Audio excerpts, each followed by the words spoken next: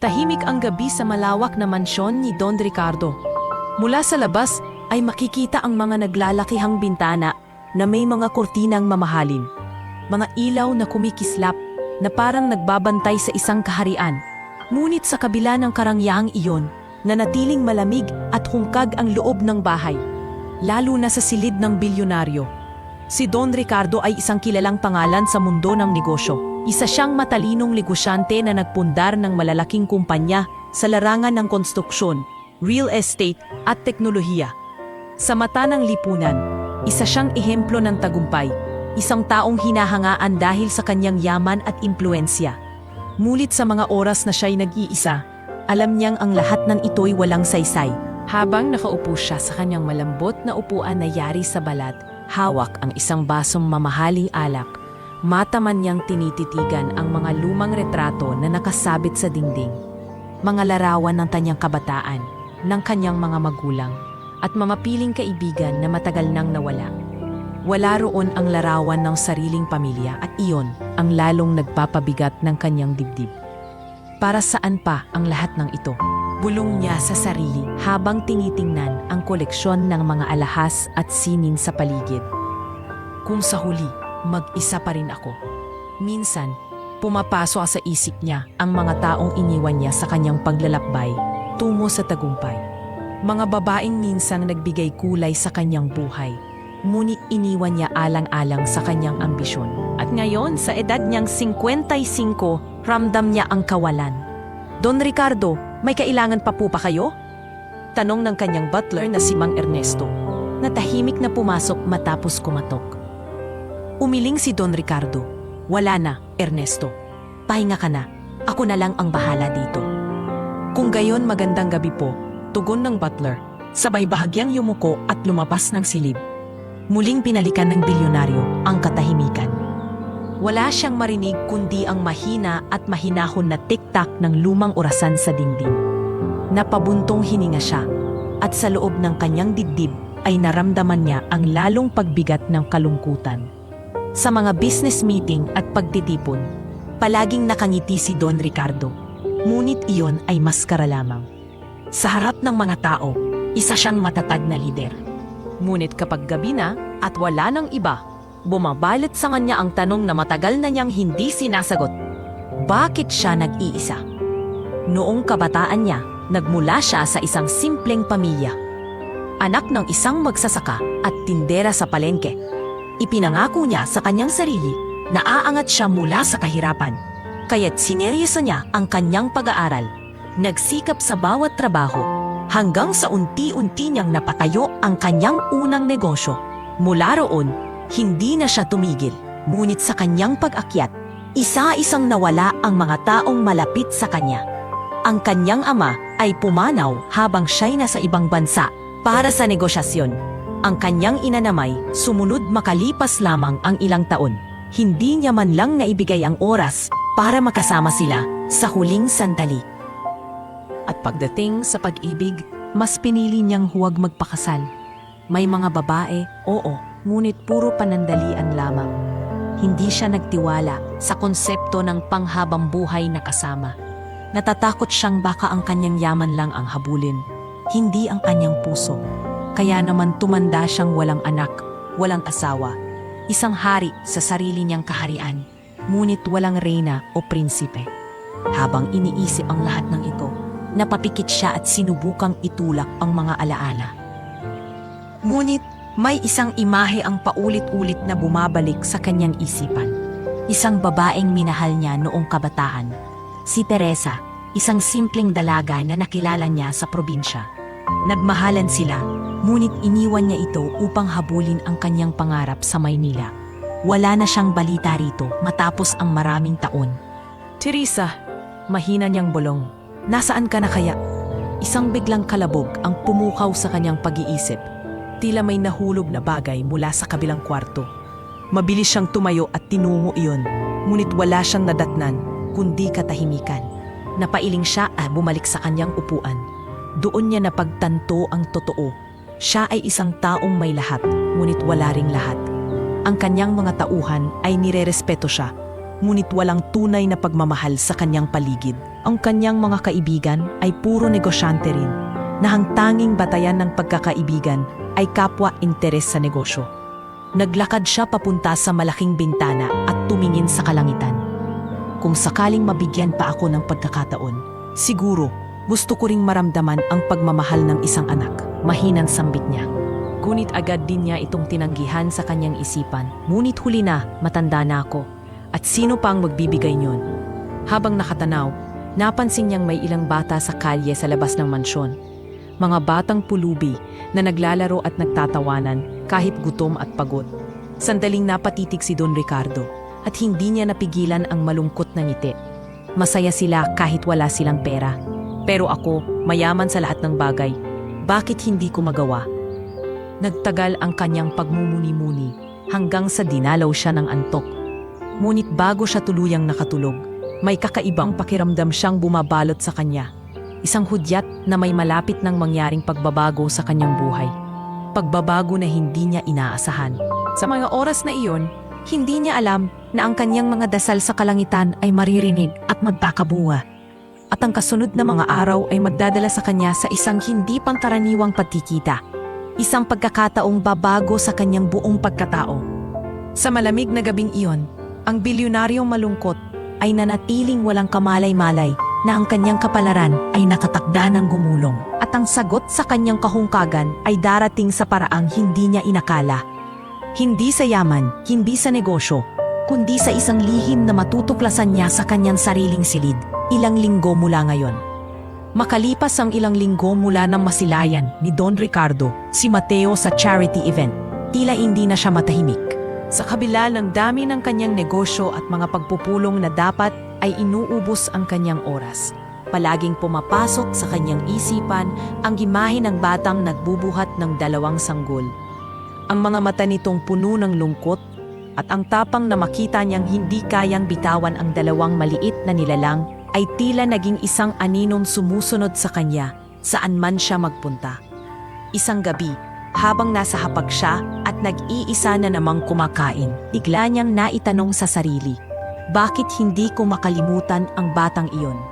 Marami naman akong nakikitang ulila, pero bakit siya ang paulit-ulit na bumabalik sa isip ko?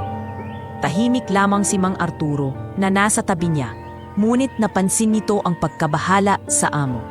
May gumugulo po ba sa inyo, Don Ricardo? Maingat na tanong ng butler. Napatingin siya rito at saglit na tumango. Arturo, naalala mo ba noong charity event? Ang batang may hawak na 2 sanggol? Opo, Don Ricardo.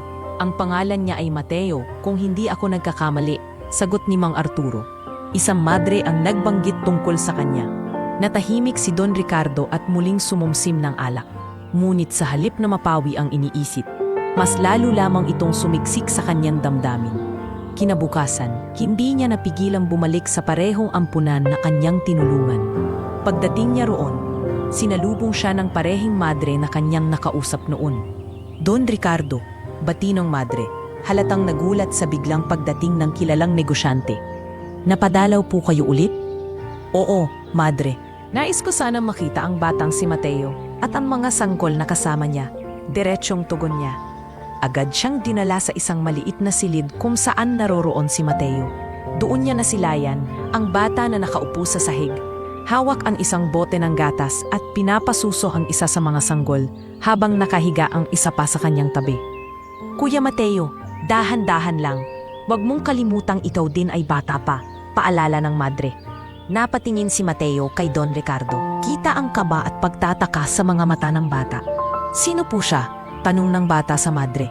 Siya ang taong tumulong sa atin noon, anak. Si Don Ricardo. Sagot ng madre. Lumapit si Don Ricardo at dahan-dahang yumuko upang makita ng malapitan ang mga sanggol. Tahimik lang siya, ngunit ramdam niya ang kakaibang bigat at init sa kanyang dibdib. Ikaw lang ba ang nag-aalaga sa kanila? Tanong niya kay Mateo. Opo, mahinang sagot ng bata. Wala na po kaming nanay at tatay. Ako na lang po ang natira para sa kanila. Natigilan si Don Ricardo. May kung anong tusok sa puso niya nang marinig ang mga salitang iyon mula sa isang 10 taong gulang na bata. Isang batang dapat ay naglalaro at nag-aaral, ngunit heto't nagiging magulang na para sa 2 sanggol. Ano ang pangalan ng mga kapatid mo? Tanong muli ni Don Ricardo. Siya po si Manuel at ito po si Maria, sagot ni Mateo. Itinuro ang dalawang natutulog na sanggol. Habang pinagmamasdan ang tatlong magkakapatid, parang may kumalabog sa dibdib ni Don Ricardo. Para bang bumabalik sa kanya ang mga alaala ng isang nakalipas na hindi na niya binalikan. Mateo, wika niya pagkatapos ng ilang sandali. Bakit mo ginagawa lahat ng ito? Hindi ka ba nahihirapan? Napayuko ang bata, tila pigil ang luha. Nahihirapan po, pero wala na pong iba. Kung hindi ako, sino pa po? Ayokong iwan sila. Lalong tumimo sa puso ni Don Ricardo ang katapangan at pagmamahal ng bata. Napansin din niya ang mga kamay ni Mateo, magaspang para sa isang bata. Halatang sanay na sa mabibigat na gawain. Habang pauwi, hindi na siya mapalagay.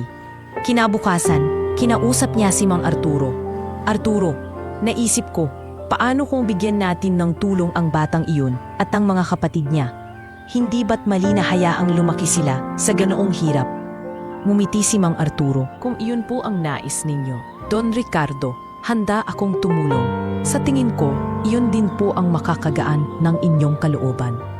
Mula noon, nagpadala siya ng pondo para sa ampunan. Ngunit higit pa roon, palagi siyang bumabalik upang kamustahin si Mateo at ang dalawang sanggol. Hindi na lamang siya ang bilyonaryong nagbigay ng donasyon. Naging isang malapit na bisita na siya roon.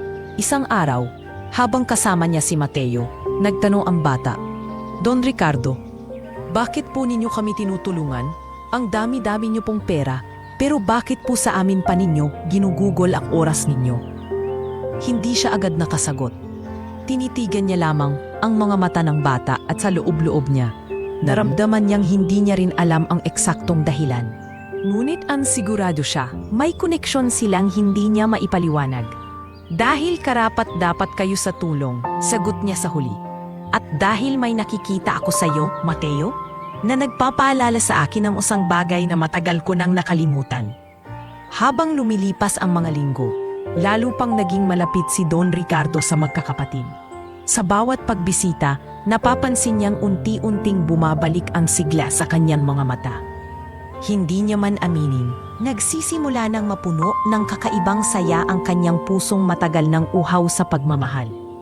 Ngunit sa kabila ng lahat, may tanong na patuloy na bumabalik sa kanyang isipan.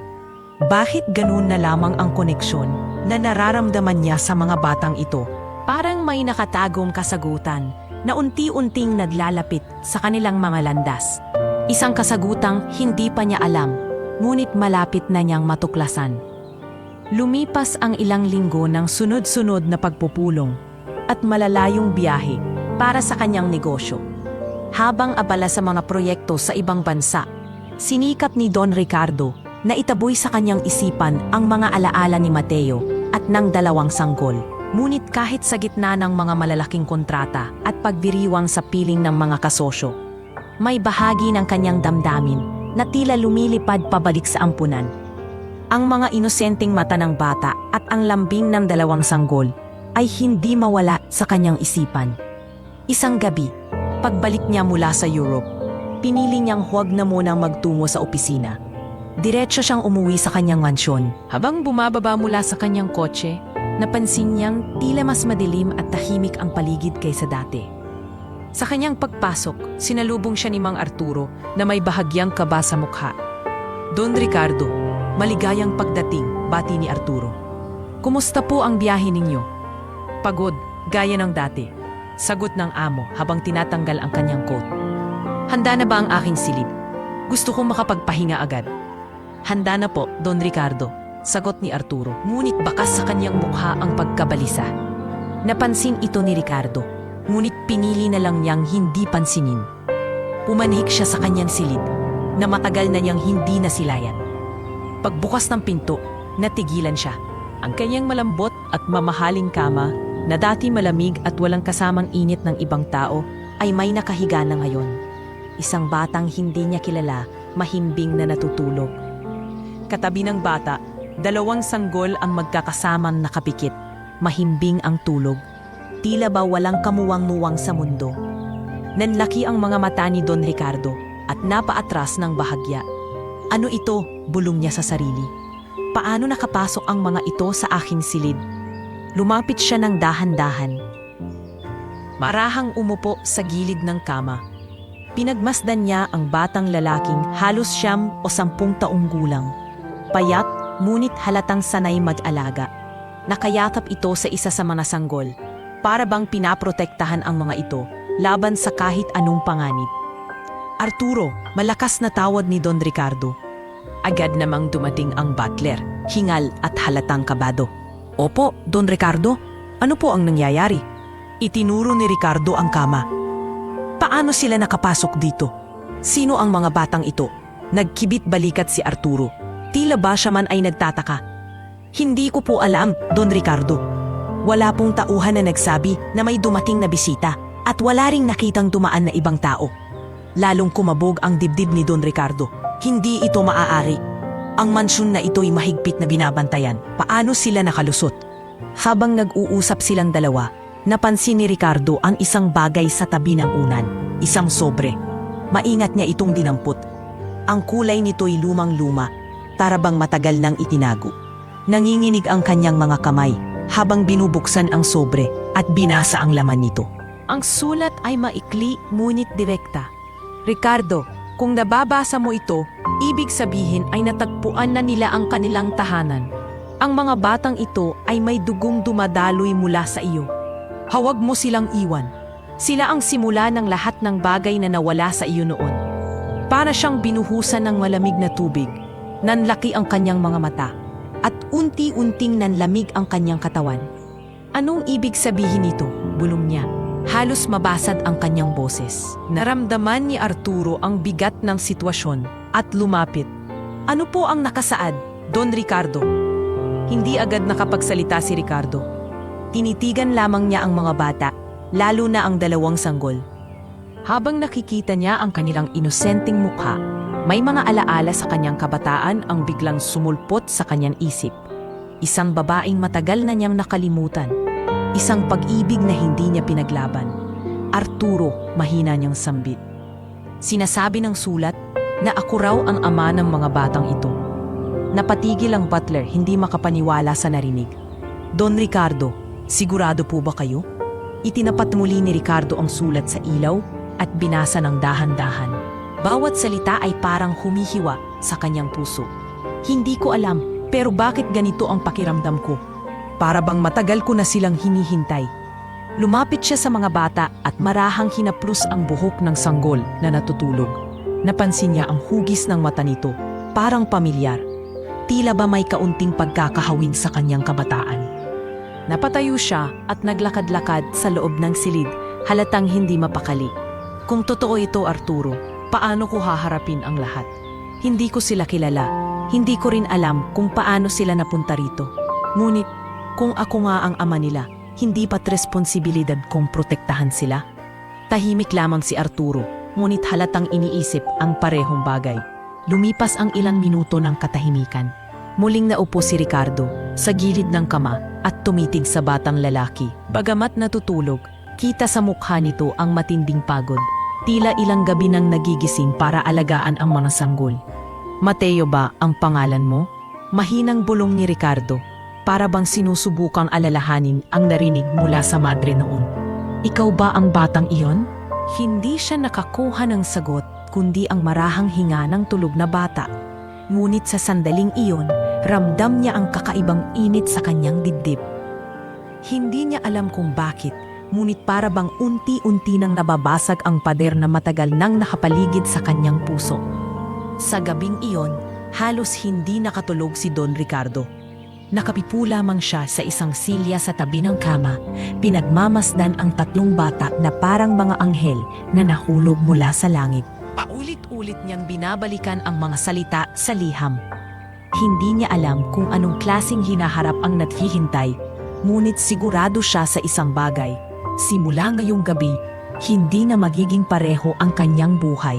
Ang mansyong dati puno ng katahimikan at kalungkutan ay biglang nagkaroon ng kakaibang presensya. Isang presensya na magbabago sa lahat ng kanyang nakasanayan. Sa mga susunod na araw, mararanasan niya ang pinakamabigat na tanong at pinakamatinding pagbabago ng kanyang buhay. Magdamag na hindi nakatulog si Don Ricardo. Nakaupo pa rin siya sa silyang kahoy sa tabi ng kama, hawak ang liham na tila nagpapabigat sa kanyang dibdib. Ang mga bata ay mahimbing pa rin natutulog. Ang sanggol ay paminsan-minsan gumagalaw, ngunit agad ding kumakalma kapag nararamdaman ang init ng pagkakayakap ng nakatatandang bata. Sa bawat paghinga ng mga ito, parang lalong lumalalim ang mga tanong sa isip ng bilyonaryo. Kinabukasan bago pa sumikat ang araw, muling binasa ni Don Ricardo ang liham. Maikli lamang ang nakasulat ngunit bawat salita may dalang tinig ng nakaraan. Ricardo, kung hawak mo ang sulat na ito, ibig sabihin ay dumating na ang oras. Ang mga batang ito ay hindi mo dapat talikuran. Ang kanilang ina ay minsan naging bahagi ng iyong buhay at dala nila ang dugong hindi mo maitatanggi. Kung hindi mo sila kayang mahalin bilang ama, sana'y ituring mo man lang silang pamilya. Dahil sa kanila, muli kang makakahanap ng saysay. Natigilan siya.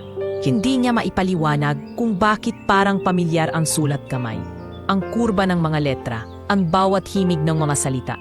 Biglang bumalik sa kanyang alaala ang mukha ng isang babae, si Teresa. Siya ang babaeng minahal niya ng lubos sa kanyang kabataan.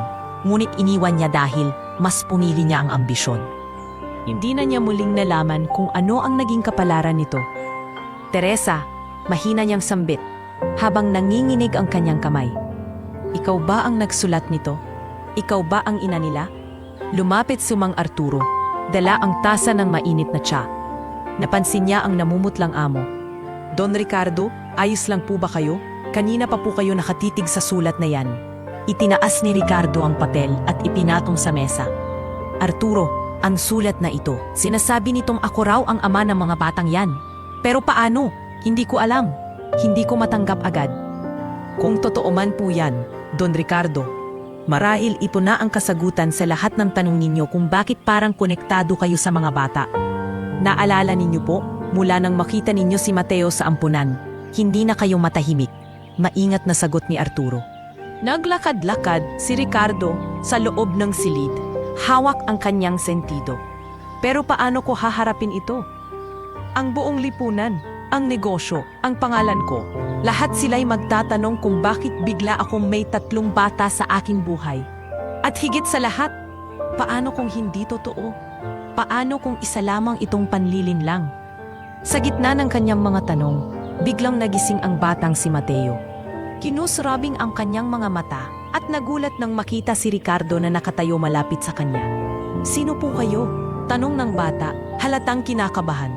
Lumapit si Ricardo at dahan-dahang naupo sa tabi ng kama. Ako, si Don Ricardo. Ikaw pa si Mateo? Opo, mahinang tugon ng bata habang mahigpit na yakap ang sanggol.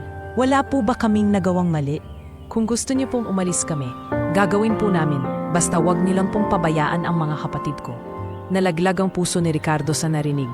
Isang batang 10 taong gulang ang nakikiusap na wag pabayaan ang 2 sanggol. Ang bigat ng responsibilidad ay nakaatang sa murang balikat nito. Huwag kang matakot, wika ni Ricardo, halos mapaluhod sa bigat ng damdamin. Hindi ko kayo palalayasin. Gusto ko lang malaman, paano kayo napunta rito? Nagkibit balikat si Mateo. Hindi ko po alam, paggising ko, nandito na kami. May iniwan pong sulat. Itinaas ni Ricardo ang liham. Ito ba ang tinutukoy mo? Tumango si Mateo. Opo, sabi po sa akin, dapat ko raw itong iwan sa tabi ninyo. Sabi rin nila, dito na raw kami ligtas. Habang nag-uusap sila, napansin ni Ricardo na hawig si Mateo sa kanya noong kabataan niya. Ang hugis ng ilong, ang matalim na tingin ng mga maa, at ang tikas ng panga. Lalong lumakas ang tibok ng kanyang dibdib. Sa puntong iyon, hindi na niya mapigilang kausapin si Mang Arturo sa pribado. Pumunta sila sa kanyang opisina sa loob ng mansyon. Arturo, hindi ako mapalagay. Kung totoo ngang ako ang ama ng mga batang iyon, kailangang may paraan para mapatunayan. Aniya, mayroon naman pong paraan, Don Ricardo. Sagot ng butler, DNA test. Ngunit bago ang lahat, marahil dapat niyo ring alamin ang tunay na kwento ng kanilang ina. Kung si Teresa nga ba iyon? Napayuko si Ricardo. Maagal na niyang inilibing sa alaala ang pangalang iyon. Ngunit ngayon ay bumabalik na parang multo na humahabol sa kanya. Kung si Teresa nga, at Kung totoo ngang iniwan niya sa akin ang mga bata, ibig sabihin sa aking nakasalalay ang kanilang kinabukasan. Bulong niya. Pagbalik nila sa silid, nakita niyang nakaupo si Mateo sa gilid ng kama. Pinapakain ng gatas si Maria. Habang mahimbing na natutulog si Manuel, nakatitig lamang si Ricardo at sa unang pagkakataon, hindi niya nakita ang sarili bilang isang bilyonaryo, kundi bilang isang taong posibleng may obligasyon at marahil isang ama. Mateo, tawag niya sa bata. Mahari ba kitang tanungin, naaalala mo pa ba ang nanay ninyo? Tumango si Mateo at nagluha ang mga mata. Oo po, si Mama Teresa. Mabait po siya. Pero umalis po siya isang gabi. Iniwan niya po ako kasama ang mga kapatid ko. Sabi niya babalik siya, pero hindi na siya dumating. Parang tinamaan ng sibat ang puso ni Ricardo sa mga salitang iyon. Wala na siyang hibang duda. Si Teresa nga ang ina. At kung ganoon, posible nga siya rin ang ama. Sa gabing iyon, habang hawak ang liham at pinagmamasdan ang tatlong bata, ramdam niya ang paninginig ng kanyang kaluluwa. Ang liham na nagsiwalat ng katotohanan ay hindi lamang sulat ng nakaraan, kundi paanyaya para baguhin ang kanyang hinaharap. At habang nakatingin siya sa kanilang inosenteng mukha, isang bagay ang malinaw. Hindi na siya kailanmang makakatakas sa responsibilidad na ito. Ang liham ay hindi lamang sulat. Ito ay hatol. At ito ang simula ng bagong kabanata ng kanyang buhay.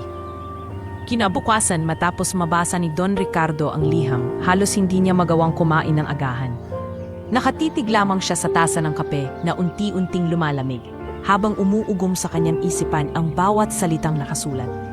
Nasa tabi pa rin ng kanyang silid si Mateo, tahimik na nag-aalaga sa mga sanggol, samantalang ang mansyon ay parang biglang napuno ng kakaibang presensya. Don Ricardo, marahang sambit ni Mang Arturo habang nag-aayos ng pinggan. Mula kagabi, hindi na kayo matahimik. Kailangan niyo po sigurong magpahinga. Umiling si Ricardo. Paano ako makakapahinga kung ang liham na ito ay nagsasabing ako raw ang ama nila? Arturo, paano kung isang bitag lamang ito?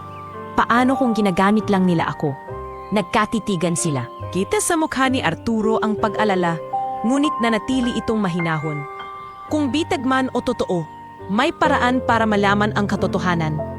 Ngunit Don Ricardo, nakita niyo rin ang mga mata ng mga bata. Inosente sila. Ngunit hindi maanggal ni Ricardo ang pangamba. Ang kanyang kumpanya, ang kanyang pangalan, ang kanyang reputasyon, lahat ng iyon ay nakasalalay. Kung ipalalabas nila na ako ang ama ng walang katibayan, sisirain ito ang lahat ng pinaghirapan ko, bulong niya. Sa mga sumunod na araw, palaging kinakausap ni Ricardo ang sarili sa loob ng kanyang opisina.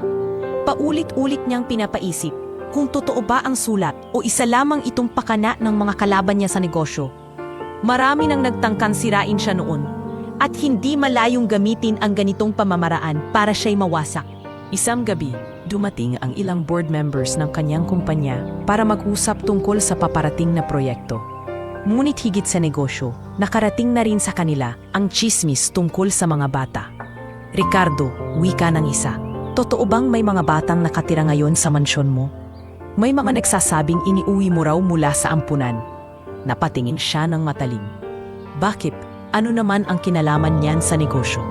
Malaki, sagot ng isa pang board member. Ang imahe mo bilang pinuno ay nakasalalay. Kung kumalat na may mga batang bigla na lang lumitaw at inaangkin mong mga anak, tiyak na magdududa ang publiko. Kailangan mong magpaliwanag. Hindi nakapagsalita agad si Ricardo. Sa kanyang dibdib, nagbanggaan ang dalawang bagay. Ang takot na masira ang kanyang pangalan at ang awa sa mga inosenteng bata na walang kasalanan. Pag-alis ng mga board members, nakahanap siya ng lakas ng loob upang bumalik sa kanyang silid. Doon niya nadatnan si Mateo, gising pa at pinapatulog ang kambal. Mateo, maingat niyang tanong, hindi ka ba natatakot? Wala kayong magulang, hindi mo rin alam kung saan kayo dadalhin? Hindi ka ba nanghihina? Tumingin ang bata sa kanya. May luha sa gilid ng mga mata, ngunit matapang. Natatakot po ako, pero mas natatakot akong mawala sila sa akin. Wala na po kaming iba. Kung hindi ko sila aalagaan, sino po? Napayuko si Ricardo. Ang tapang ng batang ito ay taliwas sa kanya. isang bilyonaryo na puno ng takot at pagdududa. Kinabukasan, pinatawag niya ang ilan sa kanyang mga tauhan. Gusto kong malaman kung paano nakapasok ang mga batang iyon dito. Mariin niyang utos. Hanapin ninyo kung sino ang nagdala sa kanila. Hindi maaaring wala ni isang nakakita. Ngunit matapos ang masusing imbestigasyon, walang nakapagsabi kung paano sila nakapasok. Lahat ng guwardiya ay nagsabi na walang estrangherong dumating sa gate, walang sasakyang pumasok, at walang nakitang naghatid ng mga bata. Para bang himala na lamang silang lumitaw sa kanyang silid. Lalong kinilabutan si Ricardo. Ang liham, ang biglang paglitaw ng mga bata, at ang katahimikan ng kanyang mga tauhan. Lahat ng ito'y parang misteryong hindi niya maipaliwanag. Kung totoo man o hindi, hindi ko sila basta-basta maipagtabuyan. Bulong niya sa sarili habang pinagmamasdan ang mahimbing na mga bata. Ngunit sa loob-loob niya, hindi pa rin mawala ang pangamba. Paano kung mali siya? Paano kung bukas may lumabas na ibang inaangkin ang mga bata at sabihing hindi sila kanya? O kaya'y lumitaw ang mga kalaban niyang sabihing pinulot lang niya ito upang umani ng simpatya. Isang gabi, muling kinausap siya ni Mang Arturo. Don Ricardo, nakikita kong pinapahirapan kayo ng sitwasyong ito. Ngunit minsan, hindi natin kailangang laging pangunahan ng takot ang ating mga desisyon. Tumingin kayo sa mga bata. Hindi ba't naramdaman ninyo rin ang kakaibang koneksyon sa kanila? Napabuntong kinina si Ricardo. Oo, naramdaman ko. Ngunit Arturo, paano kung mali? Paano kung ako'y maloko? Kung ganoon, Don Ricardo, sagot ni Arturo. Baka mas masakit kung mali ang iniwasan ninyo kaysa mali ang tinanggap ninyo. Muling napatigil si Ricardo. At habang pinagmamasdan ang tatlong bata sa kanyang kama, alam niyang hindi na niya kayang itaboy ang mga ito. Ngunit ang kanyang puso ay hati pa rin. Pagitan ng pagdududa at pagnanais na maniwala. Sa mga gabing iyon, nagising siya nang marinig ang iyak ng isa sa mga sanggol. Tumayo siya at marahang kinuha ito mula sa higaan. Sa unang pagkakataon, inakay niya ang isang sanggol sa kanyang mga bisig. At sa pagngiti ng bata, biglang may init na sumilay sa kanyang puso. Ngunit sabay ng init na iyon, muling umalingaw-ngaw ang takot sa kanyang isipan. Na baka bukas, magising siya na lahat ng ito'y isang malaking kasinungalingan. Sa gabing iyon, natutunan ni Don Ricardo na ang pinakamahirap na laban ay hindi ang negosyo, hindi ang pera, kundi ang pagharap sa sariling puso. Kung pipiliin ba niyang maniwala o tuluyang magduda sa pagkakataong ibinigay sa kanya ng tadhana. Makalipas ang ilang araw ng pagdududa at takot, napagtanto ni Don Ricardo na hindi niya kayang pabayaan ang tatlong bata. Kahit hindi pa malinaw sa kanya kung totoo ang naasaad sa liham. May puwersang humahatap sa kanya upang panatilihin sila sa kanyang piling. Ang kanyang mansyon na dati tahimik at malungkot ay unti-unting nagkakaroon ng bagong ritmo. Ang mga pasilyo na dati puno lamang ng eko ng kanyang sariling yapak ay ngayon ay may halakhak at iyak ng mga sanggol. Nagpasya si Ricardo na manatili muna ang mga bata sa kanyang mansyon habang iniimbestigahan ang lahat. Ipinasara niya ang ilang pakpak ng bahay upang gawing mas ligtas at mas maaliwalas para sa kanila. Nagpatawag siya ng isang nurse upang makatulong sa pag-aalaga ng kambal. Ngunit laking gulat niya nang makitang si Mateo ang mas may alam at mas mabilis na umaksyon sa mga pangangailangan ng mga sanggol. Mateo, hindi mo na kailangang gawin lahat ng ito, sabi ng nurse isang gabi habang nagpapalit ng lampin. Ako na ang bahala. Ngunit mariing umiling ang bata. Akin sila, ako ang kuya nila, ako dapat ang mag-alaga. Napatingin si Ricardo sa malayo. Pinagmamasdan ng tapang at responsibilidad ng batang 10 taong gulang. Hindi ka ordinaryong bata, Mateo, bulong niya. Mayroon kang lakas na hindi ko kailanman nagkaroon. Mula noon, nagsimula siyang mas makilala si Mateo. Sa bawat kwentuhan, natutunan niya ang hirap na pinagdaanan ng bata. Kung paano nitong tiniis ang gutom para lamang mapakain ang mga kapatid. Kung paano ito natutong magtrabaho ng maliliit na bagay para kumita ng kaunting pera. At kung paano ito hindi kailanman sumuko sa kabila ng kawalan ng mga magulang. Isang gabi, habang magkasamang nakaupo sa terasa si Ricardo at si Mateo, nagtanong ang bata. Don Ricardo, bakit niyo po kami pinatuloy dito? Hindi niyo naman po kami kilala. Tumingin siya sa mga mata ng bata. Dahil nakita ko sa iyo ang bagay na matagal ko nang hinahanap, ang tapang na magmahal ng walang kondisyon. At siguro, dahil may bahagi ng sarili ko na nakikita ko sa iyo. Hindi na nagsalita si Mateo, ngunit sa munting ngiti nito, alam ni Ricardo na unti-unti na silang nagkakaroon ng ugnayan.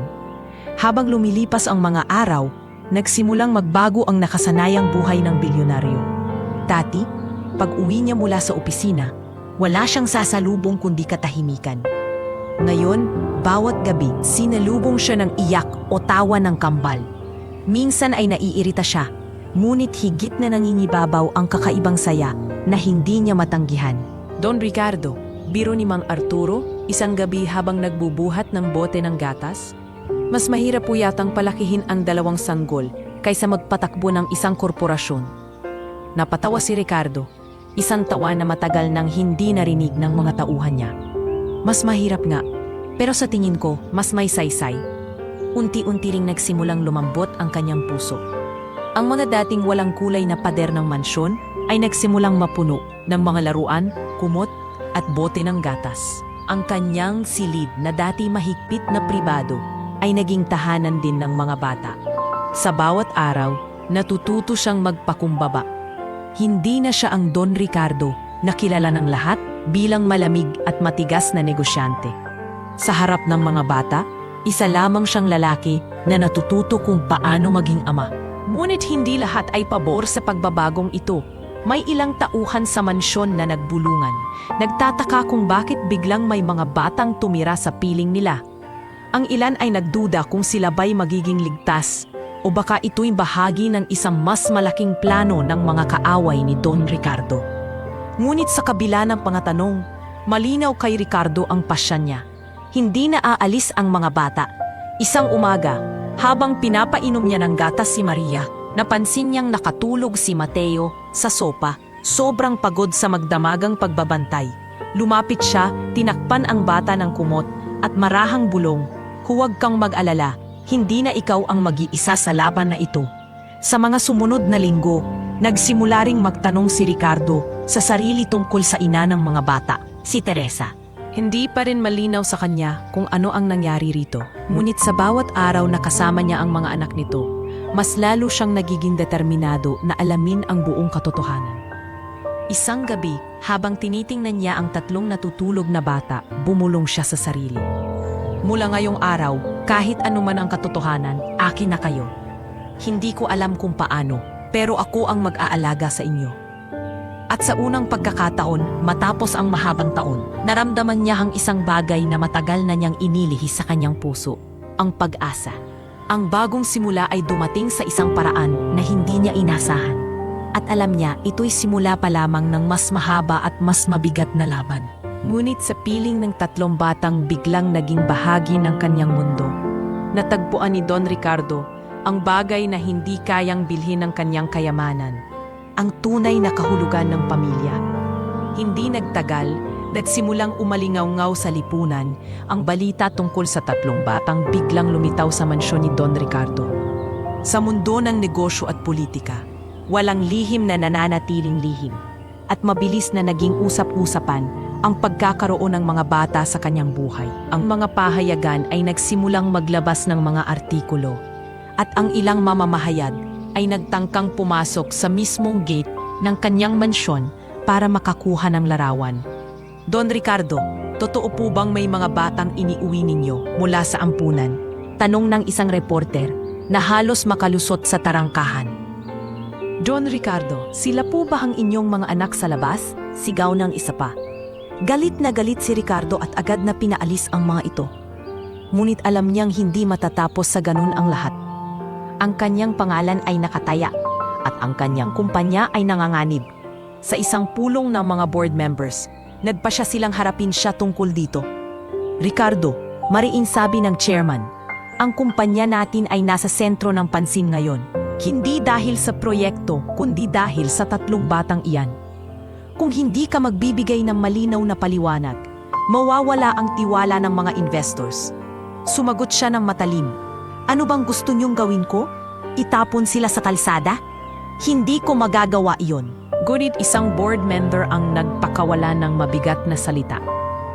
Kung ipagpapatuloy mo ang bagay na ito, Ricardo, baka hindi lang negosyo ang mawala sa iyo. Baka pati ang buong pangalan at reputasyon mo'y maglaho. Pag-uwi niya sa mansyon, galit at lungkot ang baon niya. Ngunit pagbukas niya ng pinto, sinalubong siya ni Mateo na may hawak na sanggol sa isang braso at isang bote ng gatas sa kabila. Don Ricardo, mahina ngunit matatag na sabi ng bata, kung hindi niyo na kami kayang alagaan, sabihin niyo lang po, lalabas na lang po kami. Para siyang tinamaan ng kidlat sa sinabi ni Mateo. Isang 10 taong gulang na bata, handang isakripisyo ang sarili at ang 2 kapatid para lamang hindi makasama sa problema ng isang bilyonaryo. Hindi na siya nakapagsalita at mahigpit niyang hinawakan ang balikat ng bata. Hindi ko kayo itatapon kahit anong mangyari. Ngunit hindi lang mula sa labas nang galing ang problema. Maging ang ilang kamag-anak ni Ricardo ay lumapit upang ipaglaban na sila raw ang may karapatang mag-alaga sa mga bata. Ang ilan ay nag-aangkin na kamag-anak daw sila ni Teresa. At dahil wala raw patunay na ama si Ricardo, sila raw ang mas may karapatan. Nagkaroon pa ng kaso sa korte. Doon, ilang abogado ang kumuwestiyon sa kakayahan ni Ricardo na maging ama sa murang edad ng kanyang mga anak. Wala ayong karanasan, mariin na wika ng abogado ng kabilang panig. Ang inyong buhay ay puro negosyo. Paano ninyo mapapatunayan na kaya ninyong mag-alaga ng mga sanggol? Napayuko si Ricardo. Totoong sinabi nila, wala siyang alam sa pagpapalaki ng bata. Ngunit bago pa siya lamunin ng pangamba, biglang tumayo si Mateo at nagsalita. Hindi po siya nag-iisa. Tinuruan ko po siya. Tinuruan ko siyang magpakain, magpalit ng lampin at magpuyat. At kaya ko pong patunayan na mas ligtas kami sa kanya kaysa sa kahit sino paman. Nagulat ang lahat, pati na ang hukom. At doon unang napagtanto ni Ricardo na hindi siya nag-iisa. Ang batang si Mateo, na matagal nang nagdadala ng pasan na hindi dapat pasan ng isang bata, ay handang ipaglaban siya. Sa kabila nito, hindi natigil ang chismis. Sa social media, may mga nagsasabing ginagamit lamang ni Ricardo ang mga bata para makakuha ng simpatya. May nagsasabing peke ang lahat at ito raw ay plano para makuha ang atensyon ng publiko. Lalong lumaki ang gulo. Isang gabi, habang nakaupo si Ricardo sa kanyang opisina, kinausap siya ni Mang Arturo. Don Ricardo, hindi na ito biro. Kung patuloy kayong matatakot sa sinasabi ng iba, baka tuluyan kayong bumigay. Ngunit isipin ninyo, bakit kayo nagsimula? Dahil nakita ninyo ang mga bata at nakaramdam kayo ng koneksyon. Hindi ba't iyon ang totoo? Napayuko si Ricardo, hinaplos ang kanyang sentido. Arturo, takot ako. Takot akong mali pala ako. Takot akong bukas. Mawalan ako ng lahat. Kung tunay na mahal ninyo ang mga bata, sagot ni Arturo, huwag dayong mangamba. Dahil kahit anong mangyari, hindi matutumbasan ng negosyo o pangalan ang pagmamahal na iyon. Sa mga sumunod na araw, mas lalo pang naging matibay si Ricardo. Nagpakita siya ng tapang at determinasyon sa harap ng korte, sa harap ng mga board members at sa harap ng publiko. Sa bawat pagkakataon, pinaninindigan niya na hindi niya pababayaan ang mga bata. Hindi ko alam kung paano sila napunta sa buhay ko, hayag niya sa isang panayam. Ngunit alam ko na sila ang dahilan kung bakit ako muling natutong mabuhay. At bilang isang ama, gagawin ko ang lahat para protektahan sila. Marami pa rin ang hindi naniwala. Ngunit unti-unti, may ilan na humanga sa kanyang katapatan. At sa kabila ng lahat ng intriga at pagdududa, nanatili siyang tapat sa kanyang pasya. Ang mga bata ay nanatili sa kanyang piling. Ang kanyang mansyon ay hindi na tahimik na tulad ng dati.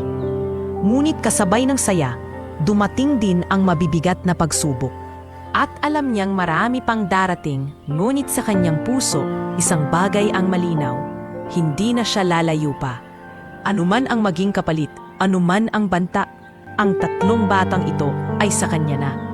At iyon ay isang bagay na hindi niya hahayaang mawala. Mula nang tuluyan niyang pinili na huwag iwan ang 3 bata, nagsimula ang panibagong yugto sa buhay ni Don Ricardo. Kung dati ang kanyang araw ay umiikot lamang sa negosyo, ngayon ay puno na ito ng mga simpleng bagay na hindi niya kailanman naisip na gagawin niya bilang isang bilyonaryo.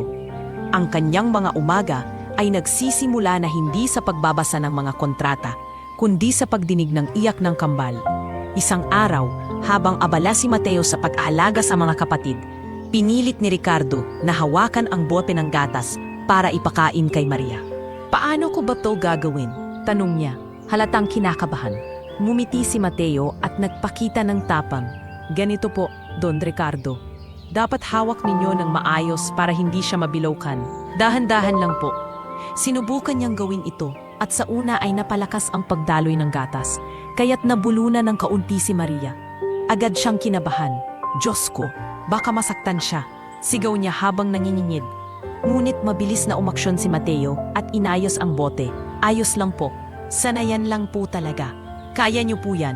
Napabuntong hininga si Ricardo at muling sumubo. Sa pagkakataong ito, naging maayos na ang lahat. At sa tuwing sususo ang bata, nararamdaman niya ang kakaibang init at kaligayahan na noon lamang niya nadama. Hindi lang basta pag-aalaga ang natutunan niya. Sa tulong ni Mateo, unti-unti niyang naunawaan ang mga simpleng bagay. Kung paano kilalanin ang iyak ng gutom at ang iyak ng antok. Kung paano palitan ang lampin ng hindi nagkakagulo. At kung paano patahanin ang bata sa pamamagitan lamang ng pagkarga at paghele. Hindi ko akalain na kayang magbigay ng ganitong kaligayahan ang mga bagay na ito. Bulong niya isang gabi habang pinagmamasdan ang kambal na natutulog. Naging malaking pagbabago rin sa kanya ang simpleng ngiti ng mga sanggol. Kapag bumiti si Manuel o tumawa si Maria, parang lahat ng bigat sa kanyang balikat ay biglang naglalaho. Ang dating malamig na bilyonaryo ay natutong ngumiti at tumawa ng totoo. Hindi dahil sa tagumpay sa negosyo, kundi dahil sa halakhak ng mga bata. Ngunit hindi rin naging madali ang lahat. Dumaan siya sa maraming pagkakamali. Minsan, nakalimutan niyang isara ang bote at tumapon ang gatas sa kanyang mamahaling suit. Minsan naman, nakatulog siya habang karga ang bata at muntik na itong mahulog kung hindi dumating si Mateo upang maagapan. Don Ricardo, hindi po ito tulad ng negosyo. Wika ni Mateo minsang nahuli siyang sumesermon sa sarili. Kapag nagkamali po kayo dito, kailangan lang ulitin. Hindi po kailangan ng perpekto. Kailangan lang ng pagmamahal. Tumagos iyon kay Ricardo. Ngayon lamang may nagsabi sa kanya na hindi kailangang perpekto. Isang bagay na taliwas sa kanyang nakasanayan sa mundo ng negosyo. Dahil sa mga bagong karanasan, mas lalo niyang naunawaan ang hirap at sakripisyo ng isang magulang. Naalala niya si Teresa, ang ina ng mga bata at nagtanong sa sarili, paano nito nagawang itaguyod ang mga anak mag-isa sa loob ng maraming taon bago sila napunta sa kanya? Siguro ito ang dahilan kung bakit ko siya minahal noon, bulong niya sa sarili. Dahil may tapang siyang wala ako. Lumipas ang mga linggo at lalong lumapit sa kanya ang mga bata. Sa tuwing darating siya mula sa opisina, ang unang tumatakbo sa kanya ay si Mateo. Dala ang mga kapatid. At sa tuwing may hawak siyang pasalubong, nagliliwanag ang mga mata ng mga bata, kahit simpleng laruan o tsokolate lamang. Papa Ricardo, minsang tawag ni Mateo. At kahit hindi pa alam ng bata kung tama ang tawag, tumimo iyon sa puso ng bilyonaryo. Napaluha siya nang marinig iyon. Papa, simula noon, hindi na siya tinawag ni Mateo na Don Ricardo. At sa bawat pagbigkas ng salitang iyon, lalo niyang naramdaman ang bigat ng kanyang responsibilidad. Hindi lamang bilang tagapag-alaga, kundi bilang isang tunay na ama. Hindi rin nakaligtas si Ricardo sa mga kritisismo mula sa lipunan. Marami pa rin ang nagdududa kung kaya niyang maging mabuting ama. Ngunit hindi na iyon ang mahalaga sa kanya. Ang mahalaga ay ang pagtanggap ng mga bata sa kanya at ang pagmamahal na unti-unti niyang natutunang ipadama. Isang gabi, kinausap siya ni Mang Arturo. Don Ricardo, hindi ko po inaasahan na makikita ko kayong ganito. Hindi lang ninyo tinanggap ang mga bata, natuto rin kayong mahalin sila. Kung makikita po kayo ng inyong mga magulang ngayon, tiyak na matutuwa sila. Napangiti siya, ngunit may bahid ng lungkot. Arturo, ngayon ko lang naintindihan na ang kayamanan ay walang silbi kung wala kang pamilyang uuwian. Matagal akong naging bulag. Salamat at dumating sila. Habang pinagmamasdan ang mga bata sa kanilang pagtulog, ramdam niya ang bagong direksyon ng kanyang buhay. Hindi na lamang siya isang bilyonaryo. Siya ngayon ay isang ama na natututo araw-araw kung paano mahalin at ipaglaban ang mga taong mas mahalaga kaysa sa lahat ng kayamanang hawak niya. At sa bawat halakhak ng mga bata, lalo niyang nararamdaman na hindi niya kayang bumalik sa dati niyang buhay na puno ng katahimikan at lamig. Ang pagiging ama ang pinakamalaking pagsubok na dumating sa kanyang buhay. Ngunit ito rin ang nagbigay sa kanya ng pinakamatamis na gantimpala, ang pagkakataong magmahal at mahalin sa paraang hindi kayang sukatin ng kahit anong yaman. Hindi nagtagal at nagsimulang maglabasan ang mga taong nais manghimasok sa buhay ni Don Ricardo at ng mga bata. Sa oras na napansin ng lipunan na hindi niya na pinakakawalan ang 3 munting nilalang, unti-unti na ring sumulpot ang mga taong gustong samantalahin ang sitwasyon. Isang hapon, habang nakaupo si Don Ricardo sa kanyang opisina sa mansyon, biglang dumating ang isang babae na nagpakilalang ina ng mga bata. Nakasuot ito ng mamahaling damit at halatang inihanda ang sarili para sa pagharap sa kanya. Don Ricardo, wika ng babae, may halong autoridad sa kanyang boses. Ako ang tunay na ina ng mga batang inaalagaan ninyo at nais kong ibalik ninyo sila sa akin. Napatayo si Ricardo, hindi makapaliwala. Anong sabi mo? Ina ka raw nila? Ngumiti ang babae at naglabas ng ilang peking dokumento. Narito ang katibayan, ako si Lucia at ako ang nagluwal sa kanila. Alam kong kayo ay isang mabuting tao kaya't sana'y ibigay na ninyo sila sa akin. Ngunit bago pa man siya makasagot, biglang lumapit si Mateo na nakikinig mula sa pinto. Hindi totoo iyan, mariing sigaw ng bata. Hindi ikaw ang nanay namin. Ang nanay namin si Mama Teresa. Nagulat si Ricardo at agad na pinatigil ang usapan. Mateo, huwag kang maingay. Ngunit halata ang galit sa kanyang mga mata habang nakatitig kay Lucia.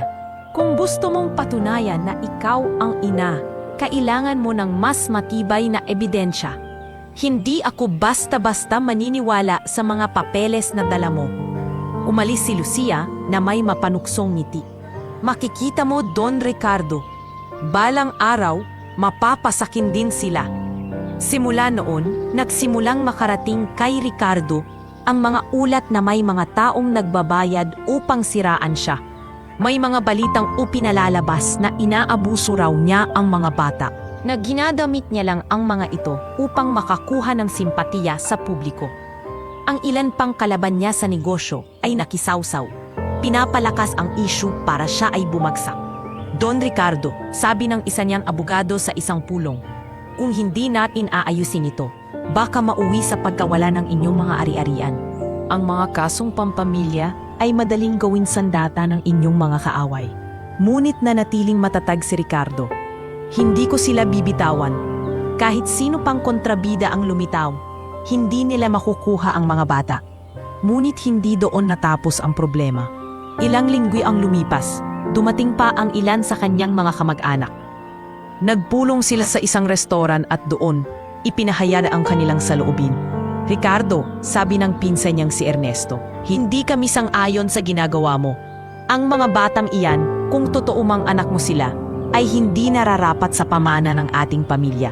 Hindi sila lehitimo. At bilang mga kamag-anak, kamu ang mas may karapatang magmana kung sakali. Nag-init ang dugo ni Ricardo. Kung ang yaman lang ang habol ninyo, wag na wag tayong lalapit sa mga bata. Hindi ko hahayaang gamitin ninyo sila para lamang sa inyong kapakanan. Kung ganoon, sagot ni Ernesto, maghanda ka. Dahil kahit sa korte, lalabanan ka namin. Hindi naglao nagkaroon ng mga kaso. Kailangan niyang harapin hindi lang ang mga pekeng ina, kundi pati ang sariling dugo na nais siyang agawan ng karapatan.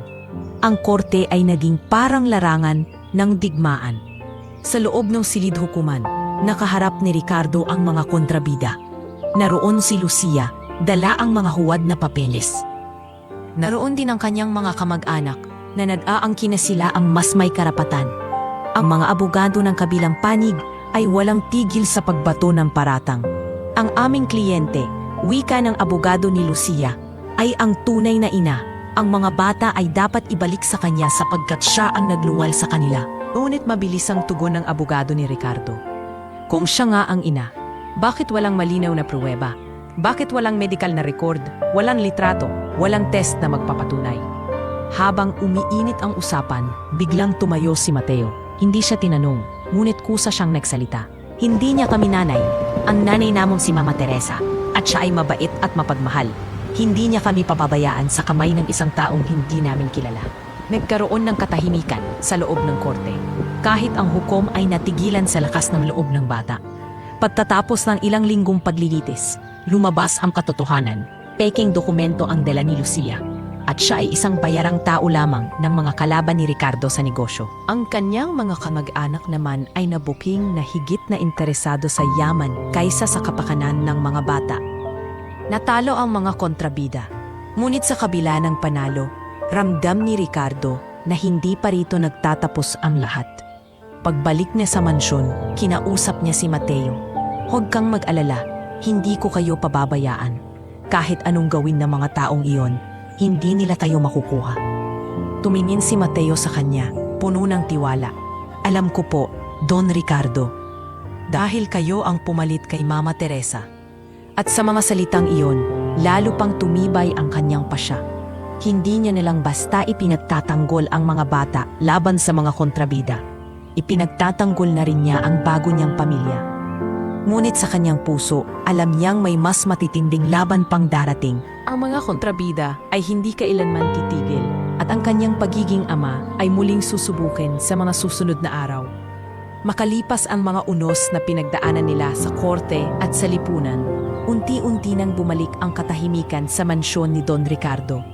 Ngunit hindi na ito ang dating katahimikan ng kalungkutan.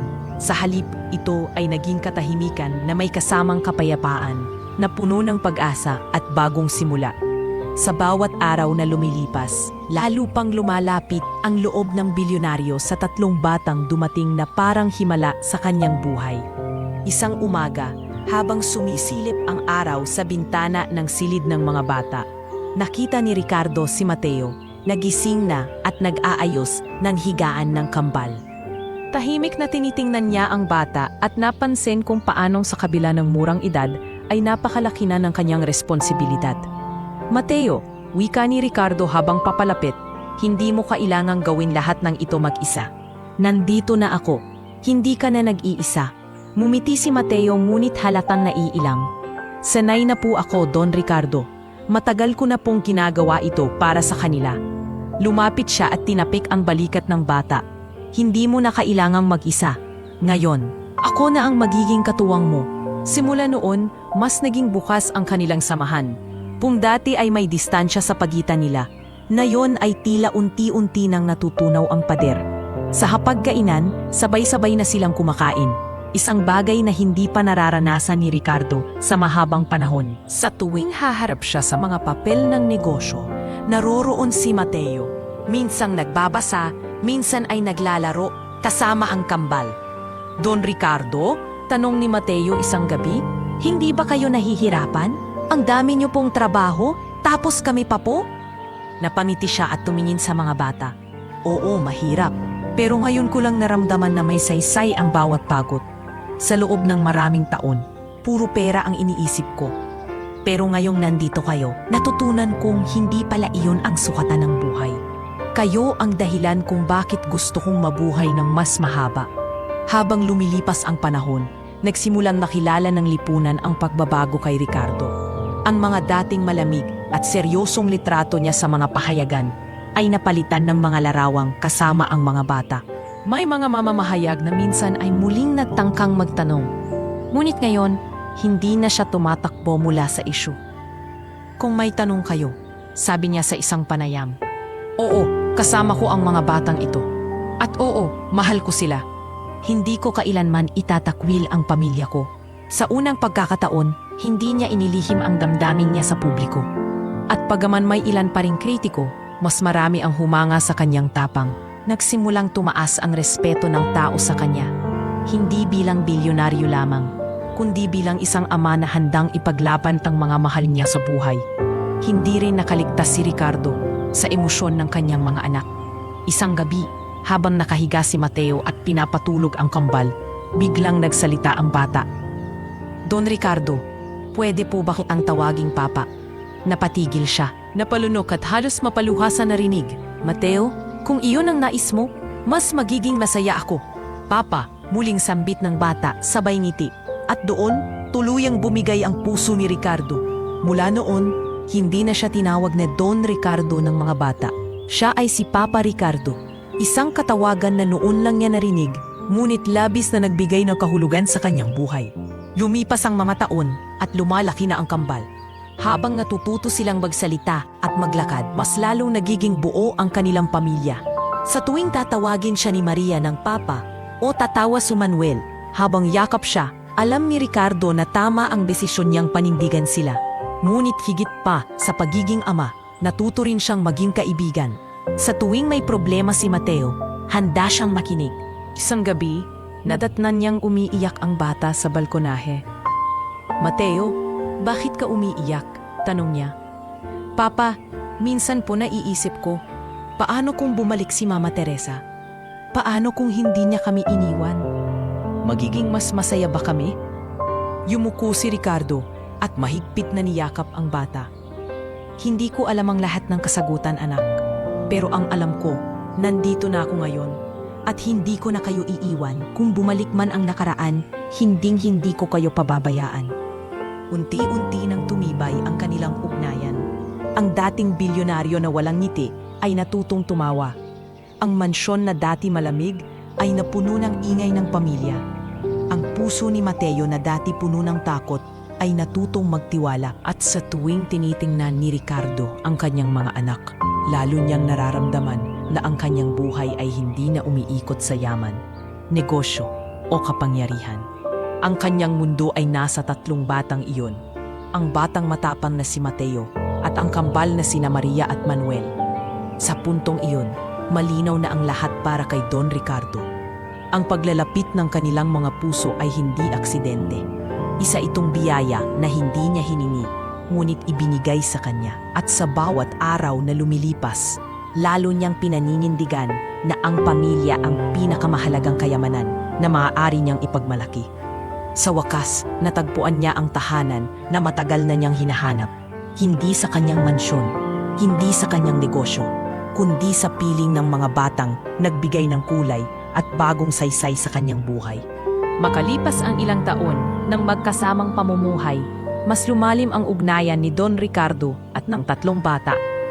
Sa bawat yugto ng kanilang pagsasama, hindi maiiwasang muling bumalik sa kanyang isipan ang nakaraan. Mga alaala ng kanyang kabataan, lalo na kay Teresa, ang babaeng naging bahagi ng kanyang puso. Habang mas lumalaki ang kambal, mas nakikita niya ang anyo at mga ugali na kahawig ni Teresa. Ang mga mata ni Maria ay kapareho ng mapagmahal na titig ni Teresa. Samantalang ang tikas at tapang ni Manuel ay tila nagmana sa sariling tatag ng kanilang ina. Isang gabi, matapos ang hapunan, nagpasya si Ricardo na kausapin si Mateo. Ang bata, na ngayon ay nagbibinata na, ay nakahupo sa balkonahe at nag-aaral gamit ang ilaw ng lampara. Mateo, bungad ni Ricardo habang lumapit, matagal na kitang gustong kausapin tungkol sa iyong ina. Nag-angat ng tingin si Mateo, halatang nagulat. Si Mama Teresa po, tumango si Ricardo at malalim na bumuntong hininga. Oo, noon pa bago ka ipanganak, naging bahagi na siya ng buhay ko. Minahal ko siya, ngunit pinili kong iwan siya dahil mas pinili ko ang aking ambisyon. Akala ko, sapat na ang negosyo at kayamanan. Ngunit sa huli, nawala siya sa akin. Tahimik na nakikinig si Mateo. Halatang nagugulat sa mga revelasyon. Ibig sabihin po, kayo po ang dahilan kung bakit kami naiwan ni Mama? Hindi agad nakasagot si Ricardo. Pinilit niyang salubungin ang mga mata ni Mateo. Bagaman puno ng hiya at bigat ang kanyang damdamin. Oo anak, ako ang may kasalanan. Hindi ko siya pinaglaban. At sa aking pagkakamali, kayo ang nagdusa. Namasa ang mga mata ni Mateo, ngunit hindi siya umiyak. Matagal ko pong pinangarap na makilala ang papa namin, pero hindi ko akalain kayo pala iyon. Hindi ko alam kung matutuwa ba ako o magagalit. Marahang hinawakan ni Ricardo ang balikat ng bata. May karapatan kang magalit, Mateo. Ngunit sana bigyan mo rin ako ng pagkakataong itama ang pagkakamali ko. Hindi ko na mababalikan ang nakaraan. Pero gagawin ko ang lahat para hindi na kayo muling masaktan. Lumipas ang mga araw at nagsimula si Ricardo na ikwento pa ang kanyang nakaraan sa 3 bata. Ikinuwento niya ang panahon ng kanyang kabataan, kung paanong siya ay nagmula rin sa hirap, kung paanong nagsumikap siya sa negosyo, at kung paanong sa kanyang pagkabulag sa yaman ay nawala ang tanging babaeng tunay na nagmahal sa kanya. Si Mama Teresa ang pinakamagandang alaala ng kabataan ko. Ani Ricardo isang gabi habang magkasamang nagkukwentuhan sila ni Mateo at ng kambal. Ngunit siya rin ang pinakamalaking pagsisisi ko. Dahil kung pinili ko siya, baka mas maaga ko kayong nakilala. Papa, wika ni Maria na ngayoy marunong ng magsalita ng malinaw. Kahit uba na wala si Mama, nandito naman po kayo ngayon. Hindi ba iyon ang mahalaga? Halos mapaluha si Ricardo sa inosenteng sagot ng kanyang anak. Oo Maria, tama ka at ipinapangako ko, hindi na kayo mawawalan ng pamilya. Ngunit hindi naging madali para kay Ricardo ang pagbabalik tanaw. Sa tuwing naaalala niya ang mukha ni Teresa, bumabalik din ang bigat ng kanyang pagkukulang. Madalas, nakaupo siya sa kanyang silid. Hawak-hawak ang lumang litrato nila ni Teresa na matagal na niyang tinago. Teresa, bulong niya, kung naririnig mo ako, patawarin mo ako. Hindi ko man naipaglaban ang pagmamahalan natin noon. Gagawin ko ngayon ang lahat para ipaglaban ang mga anak mo. Ang mga anak natin. Minsan, kinausap siya ni Mang Arturo. Don Ricardo, hindi ninyo kailangang pahirapan ang sarili ninyo sa pag-iisip ng nakaraan. Ang mahalaga, pinipili nyo ngayon ang tamang daan. Ngunit umiling si Ricardo, hindi madaling kalimutan, Arturo. Ang bawat tawa ng mga bata, ang bawat ngiti nila, inaaalala sa akin na kung hindi dahil sa pagkakamali ko, sana'y mas maaga ko silang nakilala. Ngunit siguro, ito ang kapalaran. Ngayon ko sina ibinigay para maituwid ko ang lahat. Sa mga sumunod na linggo, naging mas bukas ang loob ni Mateo kay Ricardo. Isang gabi, habang naglalakad sila sa hardin, biglang nagsalita si Mateo. Papa, kahit hindi kayo kasama ni Mama noon, salamat po at nandito kayo ngayon. Siguro po, hindi na mahalaga kung ano ang nangyari noon. Ang mahalaga, may pamilya na tayo ngayon. Niyakap siya ni Ricardo, mahigpit at puno ng emosyon. Salamat, anak. Hindi mo alam kung gaano kalaki ang kahulugan ng mga salita mo sa akin. Ang balik-tanaw na ito ay hindi lamang nagdala ng sakit kay Ricardo, kundi nagbigay ding ng lakas upang mas lalo niyan ipaglaban ang kanyang pamilya. Sa pamamagitan ng pag-amin sa kanyang nakaraan, mas lalo siyang napalapit sa kanyang mga anak. At bagaman hindi na niya mababago ang mga pagkukulang, alam niyang may pagkakataon pa siya para itama ang hinaharap.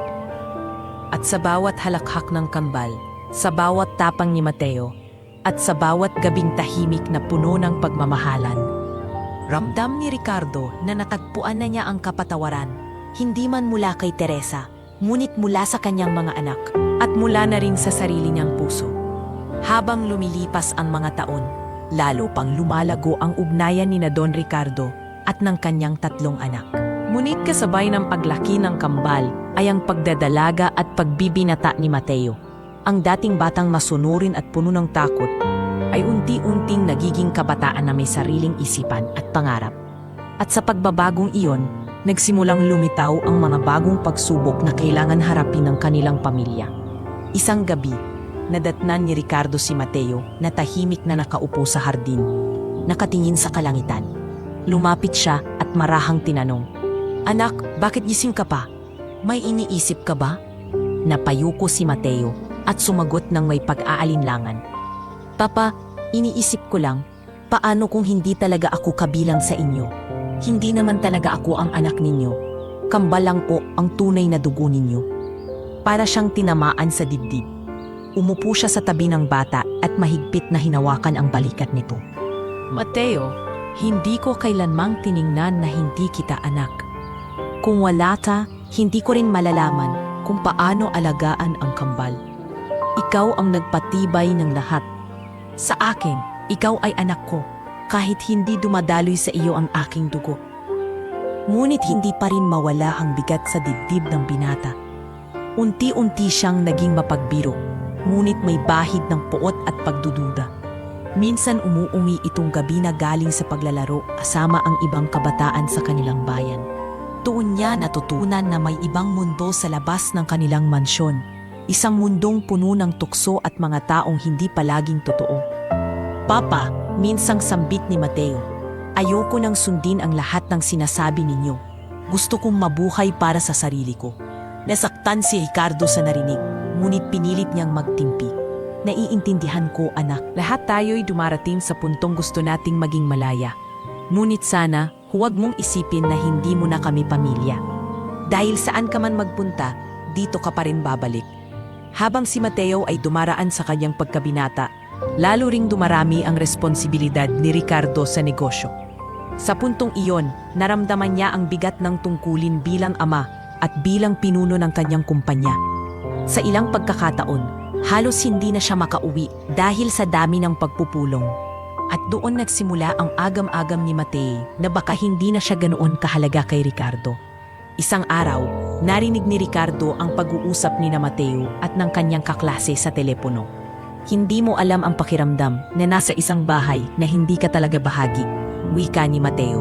Oo, mabait siya. Pero sa huli, hindi naman talaga ako, anak niya. Napaluhod si Ricardo sa bigat ng narinig. Hindi niya alam kung paano aayusin ang sugat na iyon sa puso ng bata. Ngunit hindi siya sumuko. Sa kabila ng abala sa negosyo, sinikap niyang mas ilaan ang oras sa mga anak. Dinala niya sina Mateo at ang kambal sa mga lugar na hindi pa nila nararanasan. Mga parke, simbahan at mga simpleng tindahan kung saan natikman nila ang mga pagkaing hindi nila nakilala noon. Mateo, wika niya habang naglalakad sila sa tabing dagat. Hindi ko alam kung paano ko mapapatunayan pa sa'yo, pero sana maniwala ka, hindi ka kailanmang naiba sa kambal. Ikaw ang panganay ko, at walang makakapalit sa iyo sa puso ko. Ngunit kahit ganoon, dumating pa rin ang panahon na naging rebelde si Mateo. Nagsimula siyang magsalita ng masakit na salita at minsang tumangging makasama sila sa hapagkainan. Kung hindi ako tunay na anak, bakit pa ako nandito? Minsang sigaw ni Mateo. Nagulat sina Maria at Manuel, ngunit agad na lumapit si Ricardo at niyakap ang binata. Dahil dito ang tahanan mo, anak. Kahit anong sabihin mo, hindi ka namin palalayasin. Kahit pa magalit ka, hindi ka namin iiwan. Unti-unti natutunan ni Mateo na sa kabila ng kanyang takot at pagdududa, ang pamilya ay hindi nasusukat sa dugo lamang, kundi sa pagmamahal at pagtanggap. Kasabay ng pagsubok sa loob ng pamilya, dumating din ang mga bagong hamon mula sa labas. Isang karibal sa negosyo ni Ricardo ang muling naglabas ng intriga. Paano mo mapapatunayan na kaya mong pamunuan ang kumpanya kung hindi mo nga mapanatili ang kaayusan sa sarili mong tahanan? Ngunit ngayon, iba na si Ricardo. Sa halip na magalit, ngumiti siya at sinabing ang pamilya ko man ay dumaraan sa pagsubok, iyon ay tanda na kami ay totoo. At sa bawat problema, mas lalo kaming nagiging matatag. Ang mga salita niyan iyon ay umalingaw-ngaw sa lipunan at sa halip na mawalan ng tiwala ang mga tao, mas lalo pa siyang hinangaan. Nakita ng lahat ang kanyang pagiging ama, hindi lamang bilang pinuno ng negosyo, kundi bilang isang taong natutong magmahal at magpatawad. At sa huli, natutunan din ni Mateo ang halaga ng kanyang lugar sa pamilya. Sa isang gabi, matapos ang mahabang usapan, lumapit siya kay Ricardo at mahigpit na niyakap ito. Papa, patawarin niyo po ako. Natakot lang ako na baka hindi ako sapat. Pero ngayon alam ko na, anak niyo ako. Hindi dahil sa dugo, kundi dahil pinili niyo akong mahalin. Lumuha si Ricardo at niyakap ang anak. Wala kang dapat ipagpapumanhin, Mateo. Ang mahalaga magkasama tayo at hindi na kita kailanman iiwan. Ang bagong pagsubok na ito ay nagpatibay sa kanilang samahan. Sa kabila ng lahat, natutunan nilang ang pamilya ay hindi palaging perpekto. May mga sigalot at hindi pagkakaintindihan. Ngunit sa dulo, ang tunay na pamilya ay yaong nananatili kahit paanong bagyo ang dumaan. Lumipas ang mga taon at unti-unting nagbago ang takbo ng buhay ng pamilya ni Don Ricardo. Ang mansyon na dating tahimik at malamig ay tuluyan ng napuno ng halakhakan, saya at pagmamahalan. Ang mga bata na noon ay mga paslit na kanyang kinalagaan ay nagsimulang magpakita ng kani-kaniyang talento at pangarap. Ang dating bilyonaryo na walang alam kundi negosyo ay natutong maging isang ama na handang magbigay ng gabay at suporta sa bawat hakbang ng kanilang buhay. Si Mateo, na ngayon ay nasa high school na, ay ipinamalas ang kanyang talino at disiplina. Hindi man siya anak sa dugo, ngunit naging halimbawa siya ng kasipagan at katatagan. Palaging nangunguna sa klase. Madalas siyang kinikilala ng kanilang paaralan. Isang araw, tinawag si Ricardo ng guro ni Mateo upang ipahayag ang paghanga nito. Don Ricardo, wika ng guro, si Mateo ay hindi lamang matalino, kundi may likas na liderato. Kung patuloy siyang susuportahan, tiyak na magiging matagumpay siya balang araw. Halos maluha si Ricardo sa narinig. Mateo, wika niya nang sila'y magkasama na. Ikaw ang unang anak kong nagpatunay na hindi nasusukat ang dugo sa pagiging tunay na pamilya. Ipinagmamalaki kita. Ngumiti si Mateo, ngunit halatang naiiyak. Salamat, Papa. Hindi ko po magagawa lahat ito kung hindi ninyo ako tinuring na anak. Samantala, ang kambal na sina Maria at Manuel ay lumalaki ring puno ng potensyal. Si Maria ay mahilig sa sining, mahilig siyang gumuhit at umawit. Samantalang si Manuel ay may hilig sa agham at teknolohiya. Madalas niyang kinakalikutong ang mga bagay at gumagawa ng maliliit na imbensyon. Isang hapon, ipinasok ni Maria ang kanyang mga guhit sa isang paligsahan sa kanilang paaralan. Hindi niya inaasahan, ngunit siya ang nagwagi ng unang gantimpala.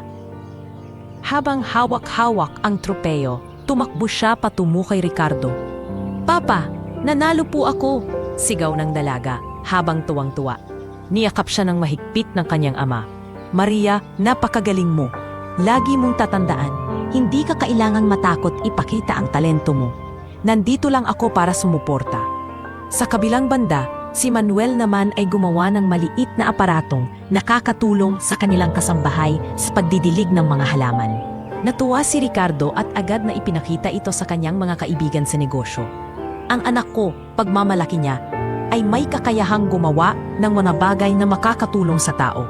Hindi ko alam, baka balang araw maging siyentista siya." Sa bawat tagumpay ng kanyang mga anak, lalong naramdaman ni Ricardo ang tunay na kasiyahan. Kung dati, ang kanyang mundo ay umiikot lamang sa mga pulong at tubo ng negosyo, ngayon ay mas mahalaga na sa kanya ang mga simpleng sandali ng tagumpay ng kanyang pamilya. Hindi lamang ang kanyang mga anak ang umangat, pati si Ricardo mismo. Dahil sa kanyang bagong pananaw sa buhay, mas lalo siyang minahal at iginalang ng mga tao. Ang kanyang kumpanya ay muling lumago, ngunit hindi dahil sa yaman lamang. Ngayon, ang kanyang negosyo ay kilala rin sa malasakit sa mga manggagawa at sa pagtulong sa mahihirap. Isang araw, kinausap siya ni Mang Arturo. "Don Ricardo, ibang-iba na kayo ngayon. Ang dating matigas at malamig na negosyante, ngayon ay isang ama na may puso. Kaya siguro, mas lalo kayong pinagpapala." Napangiti si Ricardo. "Arturo, dati akala ko kayamanan ang sukatan ng lahat. Pero nang dumating ang mga bata, doon ko lang natutunan ang tunay na kahulugan ng kayamanan. Ang magkaroon ng pamilyang nagmamahalan. Ngunit hindi rin naging madali ang lahat. Sa pag-angat ng pamilya, dumating din ang mga bagong hamon. May mga taong nanatiling naiinggit at nais silang hilahing pababa. Minsan, may lumapit kay Mateo at sinubukang lokohin ito na gamitin ang kanyang pangalan bilang anak ni Don Ricardo upang makapasok sa mga iligal na gawain. Ngunit matapang na tumanggi si Mateo. "Hindi ko ipagkakanulo ang pamilya ko. Hindi ako papayag na masira ang pangalan ng papa ko." Nang malaman ito ni Ricardo, lalo niyang minahal si Mateo. "Salamat anak, at hindi ka natukso. Isa kang tunay na halimbawa ng katapangan." Sa kabilang banda, nakatanggap naman si Maria ng alok mula sa isang mayamang patron upang mag-aral sa ibang bansa. Sa una, natakot si Ricardo na baka tuluyan siyang malayo sa kanyang anak. Ngunit sa huli, pinili niyang suportahan ang pangarap ng anak. Maria, wika niya, mahirap para sa akin na makita kang lumayo. Ngunit kung ito ang magpapaligaya sa iyo, susuportahan kita. Niyakap siya ng dalaga at umiyak. Papa, kahit saan ako magpunta, hindi ko kayo iiwan sa puso ko. Samantala, si Manuel ay nagpakita ng kakaibang galing sa agham. Naimbita siyang lumahok sa isang pambansang kompetisyon. At nang siya'y manalo, halos buong bansa ay humanga sa talento niya.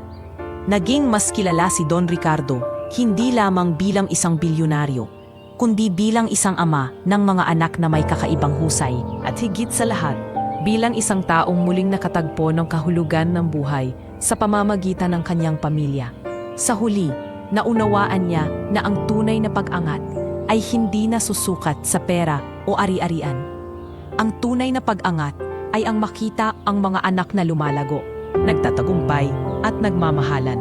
At sa bawat araw na lumilipas, habang pinagmamasdan niya ang kanyang mga anak na unti-unting naaabot ang kanilang mga pangarap, alam niyang nakamtan na niya ang pinakamalaking tagumpay ng kanyang buhay, ang maging isang ama na minahal at minahal din ng buong puso.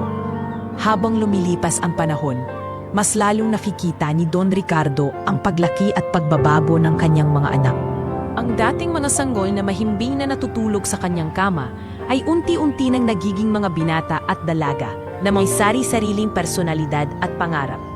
At bawat hakbang ng kanilang paglaki ay nagdala ng tuwa at hamon sa kanilang pamilya. Si Maria, na noon ay laging nakasiksik sa kanyang mga bisig, ay naging isang dalagang mahilig sa sining. Mahilig siyang gumuhit, umawit at magpinta ng mga bagay na nagbibigay buhay sa kanilang mansyon. Isang araw, habang pinagmamasdan siya ni Ricardo sa kanilang hardin, nakikita niya ang dedikasyon sa mga mata ng anak. Papa, balang araw gusto kong magkaroon ng sariling exhibit, ani Maria habang hawak ang kanyang mga guhit. Gusto kong ipakita sa mundo na kahit galing tayo sa mahirap na simula, kaya nating gumawa ng maganda. Naluha si Ricardo sa mga salita ng anak.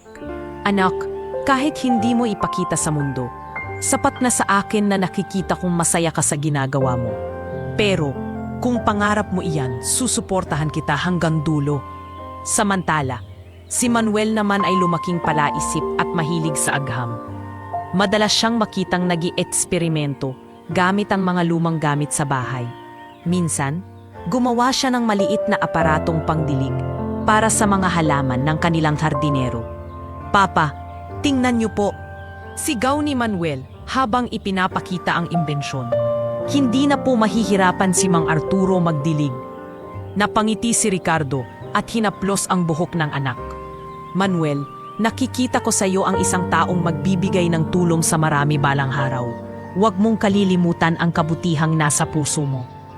At si Mateo, ang panganay na minsang puno ng pagdududa, ay lumaking matatag at matalino.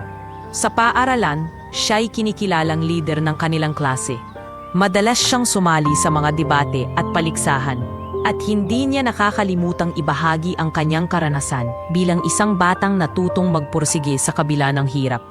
Papa, sabi ni Mateo isang gabi, naiisip ko pong kumuha ng kursong abogasya balang araw. Gusto kong maging boses ng mga batang tulad namin noon, yung mga walang lakas ng loob na ipaglaban ang sarili. Nagningning ang mga mata ni Ricardo sa narinig. Mateo, anak, kung iyan ang pangarap mo, gagawin ko ang lahat para maisakatuparan mo iyan. Dahil alam kong hindi mo lang iniisip ang sarili mo kundi pati ang ibang tao. Sa bawat paglipas ng taon, nakikita ni Ricardo na hindi siya nagkamali sa pagpili na panindigan ang kanyang pamilya. Ang kanyang mga anak ay lumaki ng may pagmamahal at disiplina. Hindi sila lumaking spoiled kahit na sila ay nasa karangyaan. Palagi silang pinalalaanan ng oras ni Ricardo upang maalala nila na higit sa lahat, ang pamilya ang pinakamahalagang yaman. Maging ang lipunan ay napansin ang kanilang pagbabago. Sa mga pagtitipon, madalas mapag-usapan ang pamilya ni Don Ricardo. Kakaiba ang mga anak niya, wika ng isang negosyanteng kaibigan. Hindi sila katulad ng ibang anak ng mayayaman na puro luho ang iniisip. May puso ang mga batang iyon. At sa bawat papuri na natatanggap nila, hindi mapigilan ni Ricardo ang pagmamalaki. Sa mga panayam, lagi niyang sinasabi, ang pinakamahalagang pamana ko ay hindi ang kumpanya o ang mansyon na ito, kundi ang mga anak kong may dangal at malasakit sa kapwa. Ngunit kasabay ng kanilang paglaki ay ang pagdating ng mga bagong pagsubok. Sa eskwela, may mga batang naiinggit at sinusubukang siraan si Maria dahil sa kanyang galing. Si Manuel ay minsan napahiya dahil may eksperimento siyang hindi nagtagumpay. At si Mateo ay kinuwestiyon ng ilang guro dahil sa kanyang matapang na paninindigan. Ngunit sa lahat ng ito, nasa tabi nila si Ricardo. Hindi mahalaga kung madapa kayo, lagi niyang paalala. Ang mahalaga ay bumangon kayo at ipagpatuloy ang laban. Sa isang hapunan, nagtitipon silang lahat sa iisang mesa.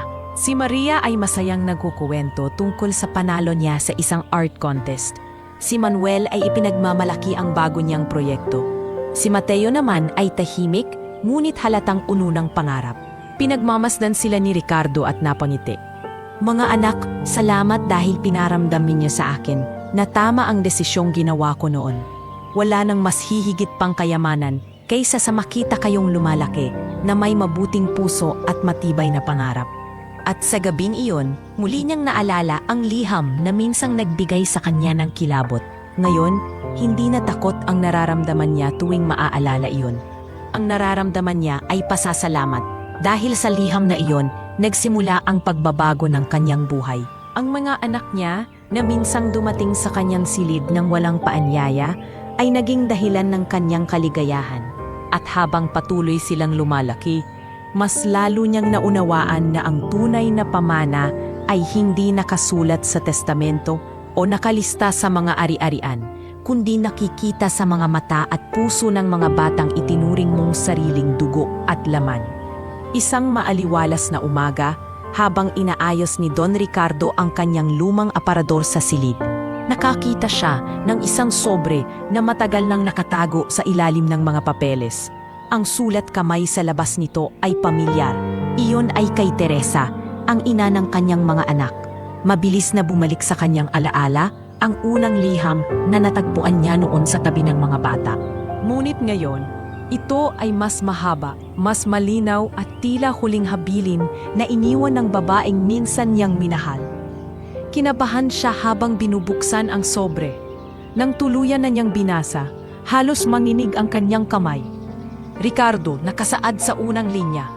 Kung binabasa mo ito, ibig sabihin ay hindi na ako kasama ng ating mga anak. Huwag kang magtaka kung bakit sila napunta sa iyo. Pinili ko iyon dahil alam kong ikaw lamang ang makakapagbigay ng kinabukasan na hindi ko kayang ibigay. Napaluha si Ricardo at napaupo sa gilid ng kama. Habang binabasa niya ang bawat salita, mas lalong pumigat ang kanyang dibdib. Mahal kita, Ricardo, ngunit mas mahal ko ang kapakanan ng ating mga anak. Huwag mo silang ituring na pabigat.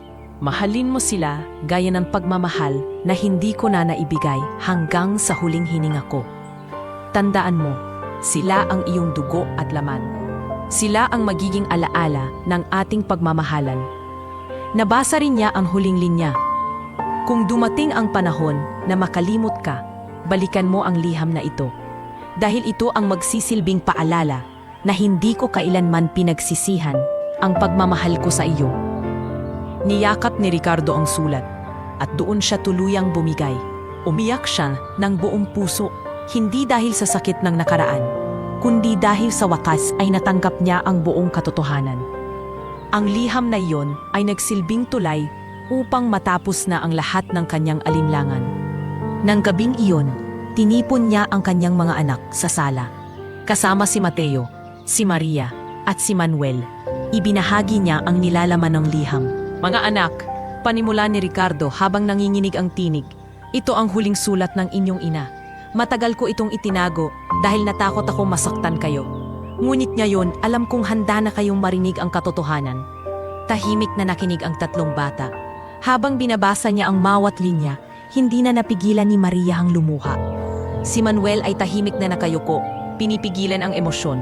At si Mateo, na matagal nang naghahanap ng kasagutan, ay tuluyang umiyak. Papa, wika ni Mateo, hindi ko alam kung magagalit ba ako o matutuwa. Pero isa lang ang sigurado, Salamat dahil hindi ninyo kami iniwan kahit mahirap. Niyakap ni Ricardo ang kanyang mga anak. Anak, hindi ko man nagawang ipaglaban ang inyong ina noon. Ipinapangako kong ipaglalaban ko kayo habang buhay. Ang liham na ito ay hindi na sumpa. Isa itong alaala ng pagmamahal. At iyon ang dapat nating panghawakan. Sa mga sumunod na araw, mas naging malapit sila sa isa't isa. Si Maria ay gumawa ng isang painting na naglalarawan ng kanilang pamilya kasama ang isang babae sa malayo, si Teresa. Ito po si Mama, sabi niya kay Ricardo. Hindi man siya kasama natin ngayon, lagi siyang nasa puso natin. Si Manuel naman ay gumawa ng isang maliit na kahon na naglalaman ng kopya ng liham. Papa, para po hindi na nating makalimutan, kahit lumipas ang panahon, lagi nating dala ang mensahe ni Mama. At si Mateo, bilang panganay, ay nangakong magiging gabay ng kanyang mga kapatid. Papa, hindi ko nahahayaan na may mangyaring masama sa pamilya natin. Ako ang magiging sandigan nila. Maging si Ricardo ay nagbago ng tuluyan. Ang bigat na matagal niyang pasan sa kanyang dibdib ay tila na anggal na. Sa bawat pagpupulong sa kumpanya, sa bawat pakikipag-usap sa mga kaibigan, lagi niyang dala ang aral ng liham. Hindi sapat ang yaman, lagi niyang wika, kung hindi mo mahal ang mga taong mahalaga sa iyo. Isang araw, inimbitahan siya sa isang seminar tungkol sa pamilya at negosyo. Doon, ikinuwento niya ang kanyang karanasan. Akala ko noon, ang pinakamahalaga ay ang lumago ang kumpanya. Ngunit nang dumating ang 3 batang iyon sa aking buhay, natutunan kong higit na mahalaga ang magbigay ng oras, pagmamahal at pag-aaruga. At ang lahat ng ito ay nagsimula sa isang liham. Marami ang naantig sa kanyang kwento. Ang ilan ay lumapit upang sabihin na sila rin ay nagbago ang pananaw dahil sa kanyang karanasan. At nang muling umuwi si Ricardo sa kanilang mansyon, sinalubong siya ng halakhakan ng kanyang mga anak. Napangiti siya at naisip, ito ang tunay na kayamanan. Hindi ang mansyon, hindi ang kumpanya, kundi ang mga taong minahal at minahal ako ng buo. Sa wakas, ang liham na minsan nagdala ng takot at kilabot ay naging pinagmumulan ng kapayapaan at inspirasyon. Natapos na ang lihim at ang natitira na lamang ay ang pagmamahal na siyang tunay na pamana ng kanilang pamilya. Makalipas ang ilang buwan mula nang mabasa nila ang huling liham ni Teresa, muling naharap si Don Ricardo sa isang mabigat na hamon. Ang kanyang kumpanya na ilang taon nang namamayagpag ay biglang dumaan sa matinding krisis dahil sa pandaigdigang pagbagsak ng merkado. Ang mga negosyong umaase sa kanyang pamumuno ay nagsimulang mangamba at ang mga board members ay nagtipon upang magpasiya ng mga hakbang na maaaring magligtas sa kanilang imperyo. Ricardo, wika ng chairman, kung hindi natin agad maaayos ito, maaaring bumagsak ang buong kumpanya. Kailangan nating bawasan ang mga empleyado at isara ang ilang sangay. Ngunit matigas ang sagot ni Ricardo. Kung gagawin natin iyan, libu-libong pamilya ang mawawalan ng hanap buhay.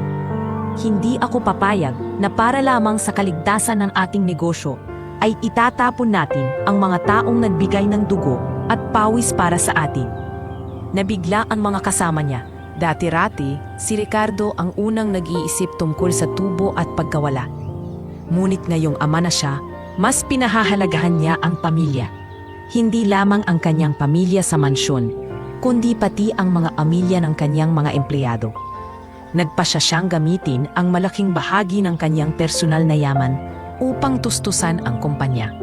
Ibinenta niya ang ilan sa kanyang mga ari-arian at sinakripisyo ang ilang proyekto na matagal na niyang pinaghirapan.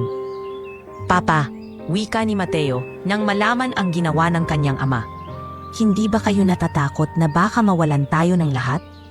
Napangiti si Ricardo at hinaplos ang balikat ng anak. Anak, natatakot ako. Pero mas natatakot akong makita ang libu-libong pamilyang mawawasak kung hindi ako kikilos. Ang yaman, laging pwedeng kitain muli. Pero ang tiwala at pagmamahal ng tao, hindi iyon madaling ibalik kapag nawala. Habang si Ricardo ay abala sa pagliligtas ng kumpanya, ang kanyang mga anak naman ay nagsimulang tumulong sa kanya sa simpleng paraan. Si Maria, gamit ang kanyang talento sa sining, ay gumawa ng mga likhang sining na iprininta sa mga produkto ng kumpanya. na kalaunan ay naging dahilan para magkaroon ng dagdag na kita. Si Manuel naman ay nagsimulang gumawa ng maliliit na imbensyon na nakatulong sa pagbabawas ng gastos ng kumpanya. At si Mateo, bilang panganay, ay tumulong sa pakikipag-usap sa mga empleyado upang ipaliwanag na hindi sila pababayaan ng kanilang ama. Isang gabi, nang matapos ang mahabang pagpupulong, pinatawag ni Ricardo ang kanyang mga anak. Nakaupo sila sa mesa, pagod ngunit buo ang loob. Mga anak, panimula ni Ricardo, hindi ko inaasahan na tutulong kayo sa ganitong paraan. Pero ipinapakita nyo sa akin na hindi na kayo mga bata. Kayong tatlo, kayo ang dahilan kung bakit hindi ako sumusuko. Papa, sagot ni Maria, kayo rin po ang dahilan kung bakit hindi kami natatakot.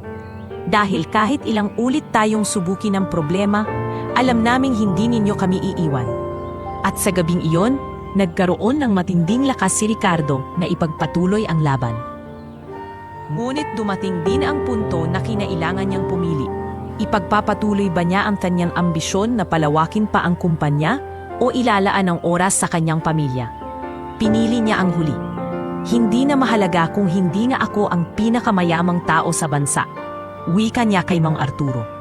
Ang mahalaga, mas makakasama ko ang aking mga anak. Mas makikita ko silang lumaki at tuparin ang kanilang mga pangarap. Kaya't binawasan niya ang kanyang oras sa negosyo at mas pinagtuunan ng pansin ang pamilya. Madalas na siyang makitang dumadalo sa mga aktibidad ng kanyang mga anak, sa eksibit ni Maria, sa kompetisyon ni Manuel at sa mga debate ni Mateo. Papa, ang saya po na nandito kayo, wika ni Mateo matapos manalo sa isang debate. Anak, wala nang mas mahalaga kaysa sa makita ko ang bawat tagumpay ninyo, sagot ni Ricardo habang niyayakap siya. Hindi naging madali ang lahat. Marami pa ring nagsabi na si Ricardo ay mahina na at hindi na kasing talino ng dati sa negosyo. Ngunit hindi na niya iyon iniinda. Ang mahalaga ay natuto siyang maglaan ng oras at pagmamahal sa kanyang pamilya. Isang bagay na hindi niya kailanman nagawa noon. At sa kabila ng sakripisyong iyon, unti-unti ring bumangon ang kanyang kumpanya. Dahil sa kanyang katapatan at malasakit, mas lalo siyang minahal ng kanyang mga empleyado. Naging inspirasyon siya hindi lamang sa negosyo, kundi pati sa mga taong nakakita sa kanyang pagbabago. Don Ricardo, sabi ng isa niyang matagal ng empleyado, hindi po naming makakalimutan ang ginawa ninyo. Hindi lamang ninyo kaming tinulungan, itinuring ninyo kaming pamilya. Mumiti siya at tumingin sa kanyang mga anak. Iyon lang naman ang mahalaga, ang makita ninyong lahat bilang pamilya. Sa wakas, naunawaan ni Ricardo na ang pinakamalaking pagsasakripisyo ay hindi ang pagkawalaan ng yaman, kundi ang pagbibigay ng oras at pagmamahal sa mga tasong tunay na mahalaga. At sa bawat araw na kasama ang kanyang mga anak, lalo niyang naramdaman na higit pa sa kayamanan, sila ang kanyang tunay na pamana. Makalipas ang ilang dekada ng sakripisyo, pagmamahal at pagtuturo ng mabubuting aral, si Don Ricardo ay unti-unti nang inabot ng katandaan. Ang minsang matikas at makapangyarihang bilyonaryo ay ngayon ay isang payapang ama na mas pinili ang oras kasama ang pamilya kaysa sa ingay ng negosyo at politika. Sa kanyang piling, lumaki at nagtagumpay ang kanyang mga anak at ngayon ay mayroon na rin silang sariling mga pamilya. Isang hapon, nakaupo si Ricardo sa veranda ng kanilang lumang mansyon na ngayoy muling napuno ng saya at halakhakan. Ang mga apo niya, anak ni Maria, Manuel at maging ni Mateo ay nagtatakbuhan sa malawak na hardin, habang ang kanyang mga anak ay abala sa pakikipagkwentuhan sa isa't isa. Pinagmamasdan niya ito ng may ngiti sa labi. At tila ba bumalik sa kanyang alaala ang unang gabi na nakita niya ang tatlong musmos na natutulog sa kanyang kama. Papa, kawag ni Maria habang lumapit dala ang isang tray ng tsaa. Magpahinga po muna kayo. Huwag niyo pong pilitin ang sarili ninyo. Ngumiti siya at marahang kinuha ang tasa. Maria, anak, kapag nakikita ko kayong lahat dito, hindi ko na nararamdaman ang pagod. Para bang lahat ng taon ng aking paghihirap ay sulit na sulit. Umupo sa tabi na si Manuel, na ngayoy isa ng kilalang siyentista. Papa, hindi namin mararating ang lahat ng ito kung hindi dahil sa inyo. Ang mga sakripisyo ninyo, ang pag-ibig na ipinakita ninyo, yon ang nagtulak sa amin na magsikap at maging mabuting tao. Samantala, lumapit si Mateo, na ngayon ay isa ng respetadong abogado at tagapagtanggol ng mga bata at mahihirap. Papa, alam ko pong minsan ay nagduda ako sa sarili ko at sa lugar ko sa pamilya natin. Pero ngayon, kitang-kita ko na wala nang mas mahalaga kaysa sa pagmamahal at pagtanggap na itinuro ninyo. Salamat dahil hindi ninyo ako kailanmang itinuring na iba. Naluha si Ricardo sa mga salita ng kanyang mga anak. Mga anak, kayo ang dahilan kung bakit nagbago ang buhay ko. Kung hindi kayo dumating noon, baka hanggang ngayon ay isang malamig at walang pusong tao pa rin ako. Kayo ang tunay kong kayamanan. Habang nag-uusap sila, lumapit ang mga apo at sabay-sabay na yumakap sa kanya. Lolo Ricardo, sigaw ng isa, kwentuhan niyo po kami ulit tungkol sa liham. Napangiti siya at pinisil ang mga pisngi ng kanyang mga apo. Ah, ang liham. Iyon ang nagsimula ng lahat. Ang liham ng inyong Lola Teresa ang nagbigay sa akin ng pagkakataon na maging mabuting tao. Lagi ninyong tandaan, hindi kayamanan ang sukatan ng buhay. Ang pinakamahalaga ay ang pag-ibig at pamilya. Sa mga sumunod na taon, mas pinili ni Ricardo na ilaan ang kanyang natitirang oras sa piling ng pamilya. Madalas silang magtipon sa hardin, maghapunan ng sabay-sabay, at magkukwentuhan tungkol sa kanilang mga nakaraan at mga pangarap sa hinaharap. Ang kanyang mansyon, na dating puno ng katahimikan at lamig, ay tuluyan nang naging isang tahanan ng pagmamahalan at pagtutulungan. Ngunit dumating din ang panahon na hindi na nakayanan ng kanyang katawan ang bigat ng katandaan. Isang gabi, habang nakahiga sa kanyang silid, tinawag niya ang kanyang mga anak upang magsama-sama. Nakaupo sa paligid ng kanyang kama sina Mateo, Maria at Manuel kasama ang kanilang mga pamilya. Mga anak, mahina niyang wika, huwag kayong malulungkot kung dumating na ang oras ko. Ang mahalaga, nagawa kong makita kayong lumaki, magtagumpay at maging mabuting tao. Ang kayamanan ko ay hindi ang pera, kundi kayo at ang mga susunod pang henerasyon ng ating pamilya. Umiyak si Maria habang hawak ang kanyang kamay. Papa, huwag po kayong magsalita ng ganyan. Hindi pa kami handa. Ngumiti siya at dahan-dahang hinaplos ang buhok ng kanyang anak. Anak, wala namang handa sa pag-alis. Pero huwag kayong matakot. Dahil kahit wala ako, lagi akong nasa puso ninyo. Lagi kayong magmamahalan at magtutulungan. Iyan ang pinakamahalagang aral na maiiwan ko. Si Mateo, bagaman umiiyak, ay matatag na nagsalita. Papa, ipinapangako ko sa inyo na aalagaan namin ang isa't isa. Ipapatuloy namin ang lahat ng itinuro ninyo. At si Manuel, na mahigpit na hawak ang kanyang kamay, ay nagsabing, Papa, hindi mawawala ang pamana ninyo. Ang mga imbensyon at proyekto ko ay laging nakaukol para sa kapakanan ng tao, gaya ng itinuro ninyo. Habang naroon ang kanyang buong pamilya, dahan-dahang pumikit si Ricardo. Sa huling pagkakataon, naisip niya ang gabing iyon, ang gabing una niyang nakita si Mateo at ang kambal sa kanyang kama, kasama ang liham na nagbago sa kanyang buhay. Sa kabila ng lahat ng sakit at pagsubok, natapos ang kanyang paglalakbay ng may ngiti sa labi. At sa kanyang pagpanaw, iniwan niya hindi lamang ang kanyang yaman, kundi higit sa lahat, ang pamana ng pagmamahal, sakripisyo at pagtanggap. Isang kayamanang hindi kailanman mabubura ng panahon. Sa wakas, natapos ang kwento ng bilyonaryong minsang malungkot at nag-iisa. Ngunit sa kanyang desisyon na yakapin ang mga batang dumating sa kanyang buhay, natagpuan niya ang tunay na saysay ng pagiging tao. At ang mansyon na minsang naging malamig ay nanatiling puno ng halakhakan, pagmamahalan at alaala ng isang amang naging ilaw ng kanyang pamilya hanggang sa huling sandali